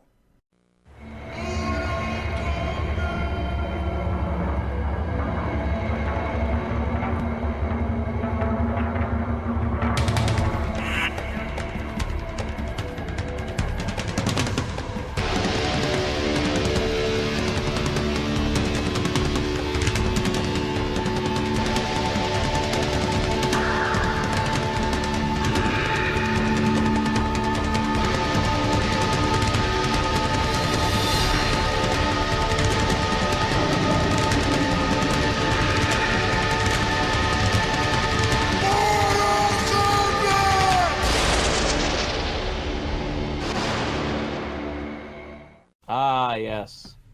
That commercial remains to this day the best and most accurate live-action MK anything. It's got this, like, mid-90s music video quality about it, and, like, things are happening really quickly, and you get furtive glimpses at things. But even when you see them for, like, in a screen capture, they still kind of look good. Well, it's interesting because, like, the costumes are very accurate, but they took embellishments with them that ended up in the games later. Yep. Like, Reptile has scaly skin under his ninja costume. Scorpion's mask looks like the one from Versus DC Universe. Beautiful. It's really interesting to see. Baraka himself here is a horror show. And I mean that in a complimentary fashion. Oh, yeah. Like, plainly, this doesn't look like this is a costume that can move its mouth to any reasonable degree. But No, they managed... it's definitely a rubber mask, Yeah. but it's the way they shoot it and light it, it looks really good. The sunken pits of the eyes where you can't see anything, just Like, the way you like it. It's objectively better looking than the one in Annihilation. Which we're about to get to. Yeah. Oh my god, you can still see the actor's teeth underneath. And, like, he's actually visibly growling under there. He really is. Well, the actor is he's baring an his actor. teeth. He's giving a performance. He doesn't He's gotta have give to. Robin Shue something to act against. He doesn't have to, and I appreciate that he is. It's just funny to see a mouth underneath that mouth. So, speaking of reused footage, there is so much chopping up and replaying of the scenes in the Liu Kang and Baraka fight in Annihilation that it's hard to tell how many Tarkatans there even are in the room. Like, I think it's 3? If I remember right, yeah. There's, like, they start out swinging from chains and kicking him while wearing robes, so you can't see what they are. And he's kind of, like, kicking them off the chains and trying to fight them, and, like, the arm blades are out and swinging at the chains, but you can't tell because they're going by fast and blurry. And then one of them lands on top of the cage that they're fighting on, the katana's inside, and takes off the robe. It is the goofiest fucking looking Baraka. And, like, they have interpreted the wife beater outfit as more of, like, a tight t-shirt with sleeves with weird red racing stripes on it. Okay, it looks like shit, man. It is so terrible. In a movie that is not known for its high budget, they managed to make quite a few things, like the Cyber Ninjas, look acceptable. Yeah, you can tell that, like, the skin of the forearms where the blades are coming out, like, his whole forearms are obviously foam rubber. Oh my, like, they couldn't even stitch together an MK2 outfit. They just, I guess it was an intentional choice to give him long sleeves to cover the ends of the prosthetics that are covering his forearms. Of a note, actually, he does have the bony protrusions aside from his blades here. He does have them. That's true. And this is roughly at the same time, or a little bit before MK4 came out. Well, I think he always had the little bone spurs around the blade, like, Probably, since yeah, MK2. Probably at least in Tobias's artwork. Yeah, you're right. Yeah. Never mind then. But So, yeah, it looks so terrible. Yeah, I mean, the funny thing is, like I said, like, the scene is cut so choppy that Liu starts out fighting 3 of them, and then, like, as soon as the one that's Baraka takes off his robe, it's like the other 2 just kind of disappeared. Yeah, they vanish. And then he kicks Baraka off the cage, and it cuts to rain falling in a fire. You know, they had to have tried. Something probably went horribly wrong, and there's a reason we can't see that footage. Either the makeup or like the outfit itself fell apart when they tried. So here's what I think happened. I think they shot the earlier scene of Shao Kahn knocking Rain into that fire, and they didn't have the resources to prepare for another fire stunt. So they just used the same footage and figured, he goes by in such a blur, nobody will notice it's Rain and not Baraka. It's so obvious, though. You know, though, I guess I kind of have to give something to it, though. For all that it is blatantly, like cardboard blades coming out of foam rubber behind his arms. They didn't take the easy route and give him, like, long sleeves, which they probably should have done. They tried to make it look like there were blades coming out of skin. Yeah. There is that. I mean, I can't say they didn't try. Bronze But what Star. I can say is they really didn't succeed. And what's also weird is that, like, 5 of his teeth are silver, the rest are bone. Or just normal teeth. Just normal teeth. And they're all completely uneven, and it's just such a mess. So much going on at the same time, and all of it wrong. The cheapness of the costume is so self-evident that it's more amusing to me to pick at the editing choreography of the fight. My favorite one is that one of the Tarkatans who's like swinging on these chains, he's actually spooled up on the roof. Yeah. And he comes at Liu Kang like a yo-yo. Someone wrapped him or he wrapped himself up and he just waited for the right moment. I hope he practiced that landing, because holy shit. And I mean, I can't even actually say for sure that any of these guys are Baraka. They might all just be random Tarkatans. They seem to have a bunch of the This is a same movie blades. where Reptile died in the first one, and then 3 random raptors dressed just like him fight Raiden in the second one. Also, Baraka is wearing a single earring for some reason. It was the mid-90s. It was a style at the time. Alright, the less said about that, the better. Yeah. We're done here. So, the other media, the next one that not Baraka, but Tarkatans were in, was the Defenders of the Realm. Which is weird because... So Defenders of the Realm is ostensibly a sequel to the movie, the first one. Actually, it came out before Annihilation, so we did things a little out of order, but... We got the bad stuff out of the way, it's okay. So there will be characters who don't show up because they died in the movie, like Reptile. They replace him with a different raptor named Komodai. And Johnny Cage never shows up, and Baraka never shows up, and it's never quite, like, their names are never said, it's never outright explained what happened to them, but there are, like, occasional references to, like, oh, Sonya has 2 dead partners, whatever that means, or, this guy Carbrak is the new leader of the Nomad because their previous leader is dead, and they don't say Baraka's name, but it implies that there's actually been events, some kind of MK2-ish thing happened between the movie and the start of the cartoon, and they never talk about it. They just have dead characters. Carbrak. Yes. Carbrak, which is obviously a fucking... From the G.I. Joe Cobra School of disguising your heinous business name. It's literally just Baraka with the letters rearranged. Have I ever told you about my totally not a pyramid scheme company? It's called Arbco. Join up today.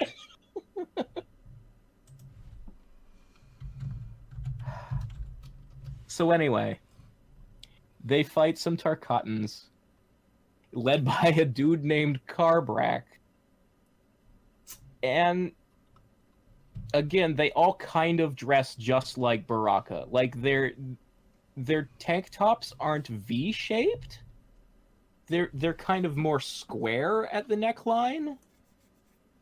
but it's otherwise exactly Baraka's outfit. And the only episode Carbarak shows up in, him and the Tarkatans with him are sent through a portal to a quote-unquote realm of no return instead of being killed because it's a Saturday morning cartoon. And they had to get rid of them because they had found the good guy's base. I'm looking at Carbrack now. He's literally just Baraka. Except he just has white trim around his collar. Yeah, there's no red stripes. Why?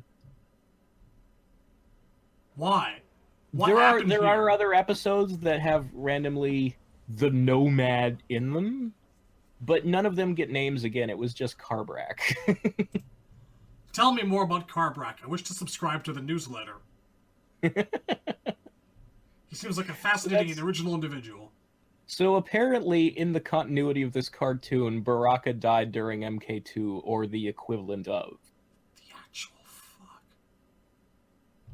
So bizarre. It's like, what happened? Something happened. A potential script for a second one that didn't go through, or I have read the series Bible, and they don't explain it there either. I think the series Bible does mention that Johnny Cage is dead off screen, but it doesn't say how. Jesus, maybe they had some sort of... Maybe they had hold of something... A really early draft of the Annihilation script, and they were I think it's really... That. I think it's completely because the cartoon was based specifically on UMK3, because that was the game out at the time. So they just kind of skipped away from anything that doesn't appear in UMK3. Maybe. Because, there aren't real... Noob Saibot doesn't show up. So there aren't quite references to Trilogy, but Rain has an episode, so that is kind of a Trilogy reference. If you don't count the fact that he's in the home version of Ultimate MK3, which was probably made at the same time Trilogy. It's complicated, but... It was, yes. I mean, Quan Chi showed up because Mythologies was in development at the time, so the cartoon guys knew what Midway was doing and happened to get his episode out before the game came out. And in the series Bible, they mentioned plans for an episode about Shinnok, but the show was canceled before they made that episode. Damn shame. Yeah. So anyway, that's the cartoon. The next media that existed had Baraka of a sort in it, and that is Tankerowan's Rebirth trailer. Give me 1 second. Before we get to the Tankerowan era, okay, he didn't appear at all in Conquest, if I'm remembering right. No, there are no Tarkatans in Conquest, the TV show. I think they learned their lesson trying to make that makeup work in Armageddon. Yeah, that was my thought exactly, Justin. They didn't have a reasonable way of getting it done, because they could have. They could have found any number of ways to get the Tarkatans into that series. I honestly don't think it would require that complicated of prosthesis to do a Tarkatan. I feel like on a Star Trek The Next Generation budget, you could do it. This is years and years after the Alien Queen and Aliens. For sure it would be possible. They just, I guess they were afraid of failing. I think it's simpler than they thought it would be. If you look at the Baraka in Annihilation, there's almost his entire torso is wearing kind of a thing, like a muscle suit almost. Yeah. They didn't need to do that. All a Baraka really needs is you find an actor in good shape who shaves his head, and you just do the face and the blades. That's all it really needs. Honestly, even looking at Tobias's very first piece of official artwork for Baraka, all you honestly actually need is some remotely competent special effects artistry. Because the blades are visibly forming protrusions underneath the flesh. Like, they're large. Yeah, there's a skin sheath shape. Yeah. So just some clever editing here and there, good special effects on the forearms, and that's really it. You know. And we've already seen from the MK2 commercial that you can do a face mask properly. Yeah. It just requires a bit of cleverness. But Yeah, I think if you're careful how you shoot it, like if you just have Tarkatans sort of be grunts and you don't have one that needs to speak dialogue, then he doesn't need to open and close his mouth, and then you don't have to worry about making the mouth prosthetic too complicated. For sure, you can just have them go in the back of the throat. Now, back to where we were, the Tarkatan era. I should actually point out the that Tankaroan era. 1 second. This is the last thing I want to say. It's that probably at the time they didn't really know how to have a character as someone as major as Baraka be on screen and maybe not speak all that much. Well, if at all.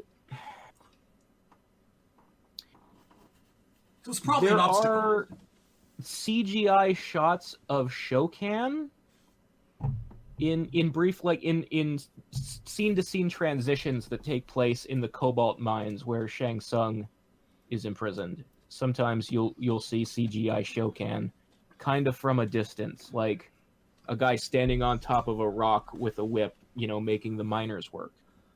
Yeah. And occasional brief flashes of little bits of footage of Goro from the first movie will happen in Great Kung Lao's dreams, as like he's seeing visions of how he's going to die.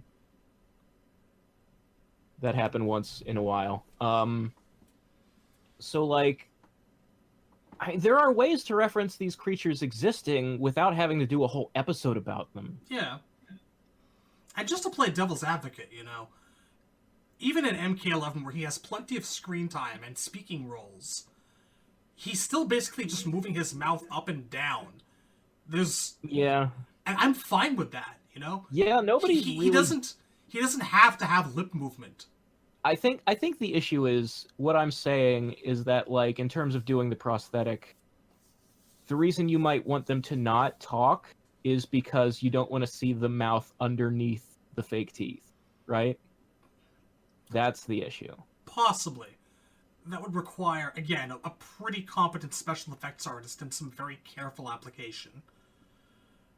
Yeah. It could be done. So I think if you just put the needle teeth over top of their face as part of the latex mask, whatever. Yeah. And then you just had them like growl rather than open and close their mouth. That's more than fine enough for a few fights with some, grunts, like Shang Tsung comes to, attack Kung Lao, Zero, and Taja, and he's got a few mooks. Those guys could have been Tarkatans. Yeah. They don't need to talk. But it depends. Like, I don't know what the budget for Conquest is, because they could do late 90s CGI for whatever that's worth.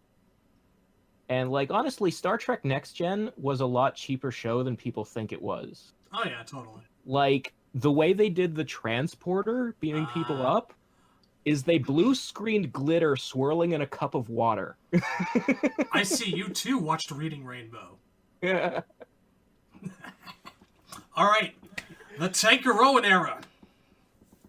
Yes. So, okay.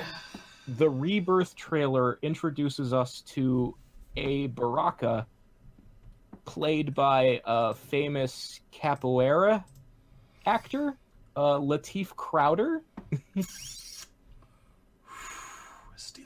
So, I mean, I'm not about to complain about Baraka being black or anything. No, that's not the issue. But what I am about to complain about is Baraka being the street name for a psycho plastic surgeon named Dr. Alan Zane.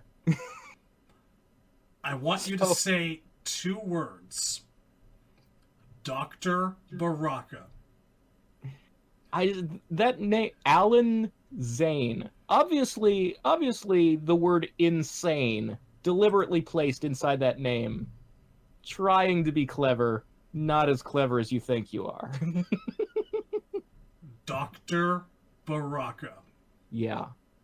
Yeah, so Dr. Baraka's backstory is that he, for no explained reason, some plastic surgeon went crazy, started killing people on the table, and then got real heavy into bloods. And so he sharpened his own teeth, and he's covered in piercings, and he put these extendable blades inside his own forearms so that he could serial kill people. And that's sort of the premise of the Rebirth trailer in a nutshell, is that it presents the MK tournament as the criminal underworld, sort of an underground fight club. Like, Shang Tsung is a mob boss, and he holds these underground fights for these notorious serial killers. And Dr. Baraka is one of them. Another is Reptile, who's actually a guy who survived to adulthood with Harlequin ichthyosis, which is a normally very lethal disease that makes the skin kind of look scaly. It's almost like your skin is inside out. That's why it's so deadly in the real world. But Doctor. incidentally, this is also kind of the origin story of Killer Croc from DC Comics. Baraka. So Reptile, this human with a disease named Reptile, happens to be a cannibal, and that's what makes him a serial killer and therefore valid for this tournament. Like, I don't even know if this guy's supposed to be good at martial arts. But we do see, because obviously if you're going to get Lateef Crowder, you want to have a fight scene. So we see him fight and kill Johnny Cage in this trailer.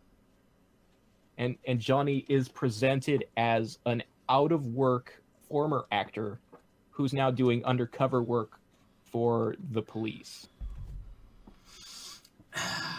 The police being Sonya and Jax. Tankaroan's works all have this recurring theme of Sonya and Jax being cops instead of army. And I don't know what that's about. Dr. Baraka. Right.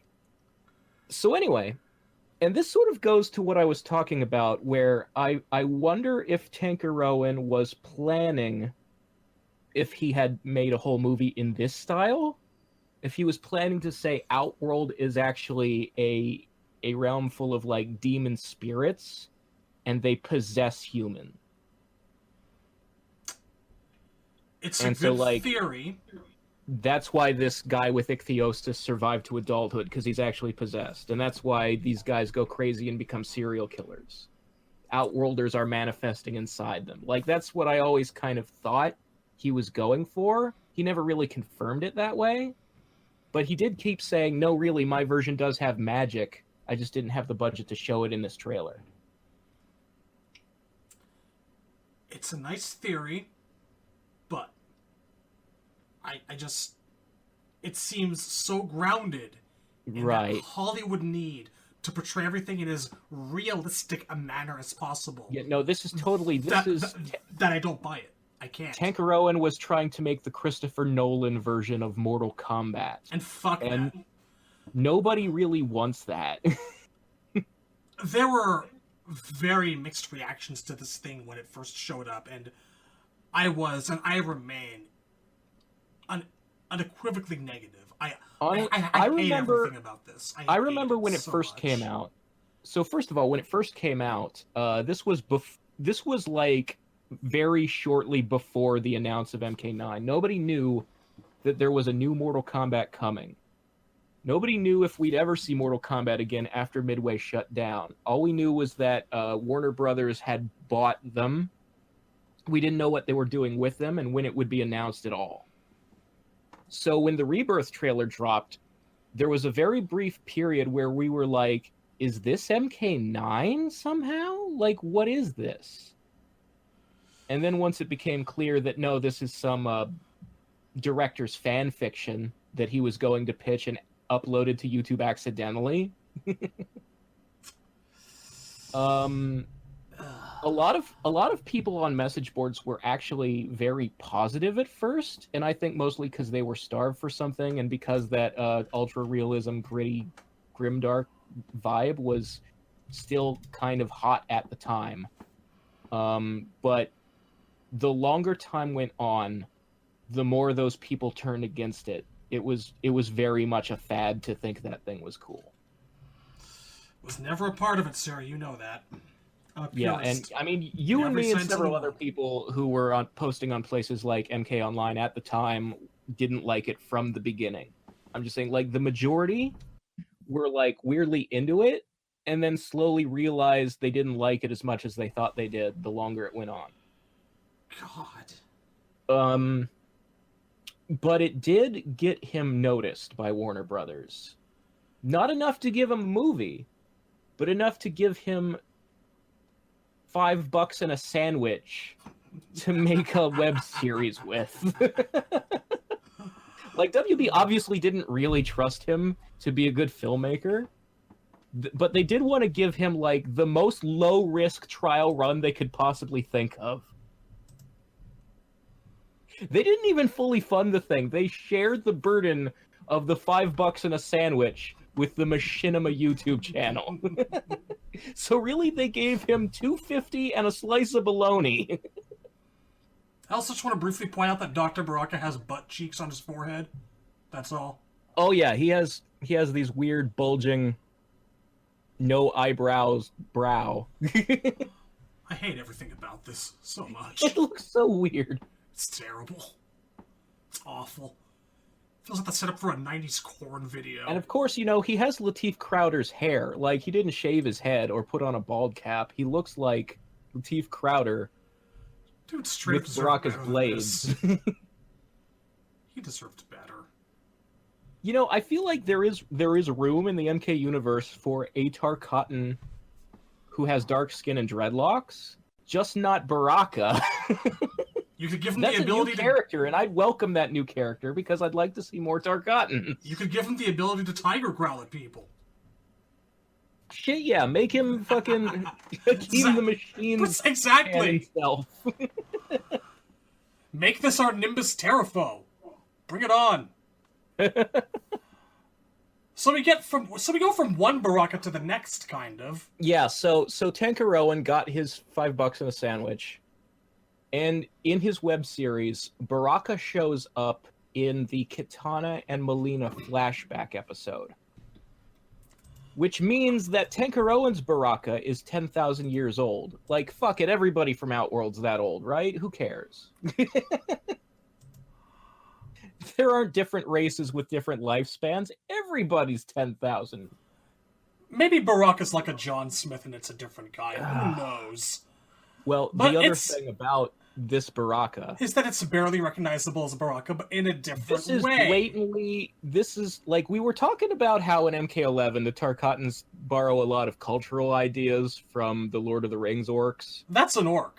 That's all there is This to it. one's borrowing the makeup from a Lord of the Rings orc. He has hair, stringy hair. His skin tone is kind of a greasy pale green, and he has lips. So he really doesn't look anything like Baraka at all. He's just a goblin. I feel like this was a direct result of, God no, please not Dr. Baraka. Put the fantasy back into it. And that was the result. Maybe. This is It's a hard veer into the opposite direction and not in the good the way. lesson he should have taken is that we want the characters to look like the characters. God, no kidding. He's even got, like, plate mail. I don't even remember if he had forearm blades, did he? I can't tell. He had arm blades. That's how you tell he's Baraka. I think he's also, like, he's called Baraka by name by Shao Kahn. I'm pretty sure he had arm blades, yeah. I think he had sharp teeth, but he did have lips. Like, he had a normal goblin Yes. face. I just can't find a screen cap of him with a... And that's, like, all he really shows up to do is, I think... Okay, so the scene is that Jared is running away from Shao Kahn out of the castle. and Baraka stops him, like trips him over in the road and stabs him to death. You later find out that was a decoy, and Molina kills the real Jared in the present day. Hey, look at that! Everyone's killing Jared. Yeah, but Baraka got to do it first. I guess. Okay, yeah, I can actually see a behind-the-scenes screenshot now. The guy did have metal forearm blades, and they were conveniently wrapped to his forearms with a kind Oh yeah, of tape. yeah, no, that's how you do it. Yep. That way you don't have to show where they're coming out. You just put some athletic tape over that shit. He's also got a little bit of a beard. It's hard to tell in some screenshots, but also... That's what I think of when I think of Baraka. A little bit of a pinch, too. A lip piercing. 2 earrings in each ear. Oh, yeah. Good stuff. Good stuff. And, like, regular Baraka does have pointy ears, but I remember those ears being, like, big and elf-like. They are kind of pointy, but there's 2 points to them, sort of. These are definitely more... Oh, so yeah, they look like they're chewed up on the tips or something like that, right? They're pig-like. Yeah. It's, Anyway, enough of that. Friendship? You're going to be his friend? Oh, don't listen to Dr. Baraka! He's just an old fool! Don't stab him in the head with your sigh or anything! Baraka, MD. Sundays on Fox. Anyway, that is the last media that we've seen to date with Baraka in it.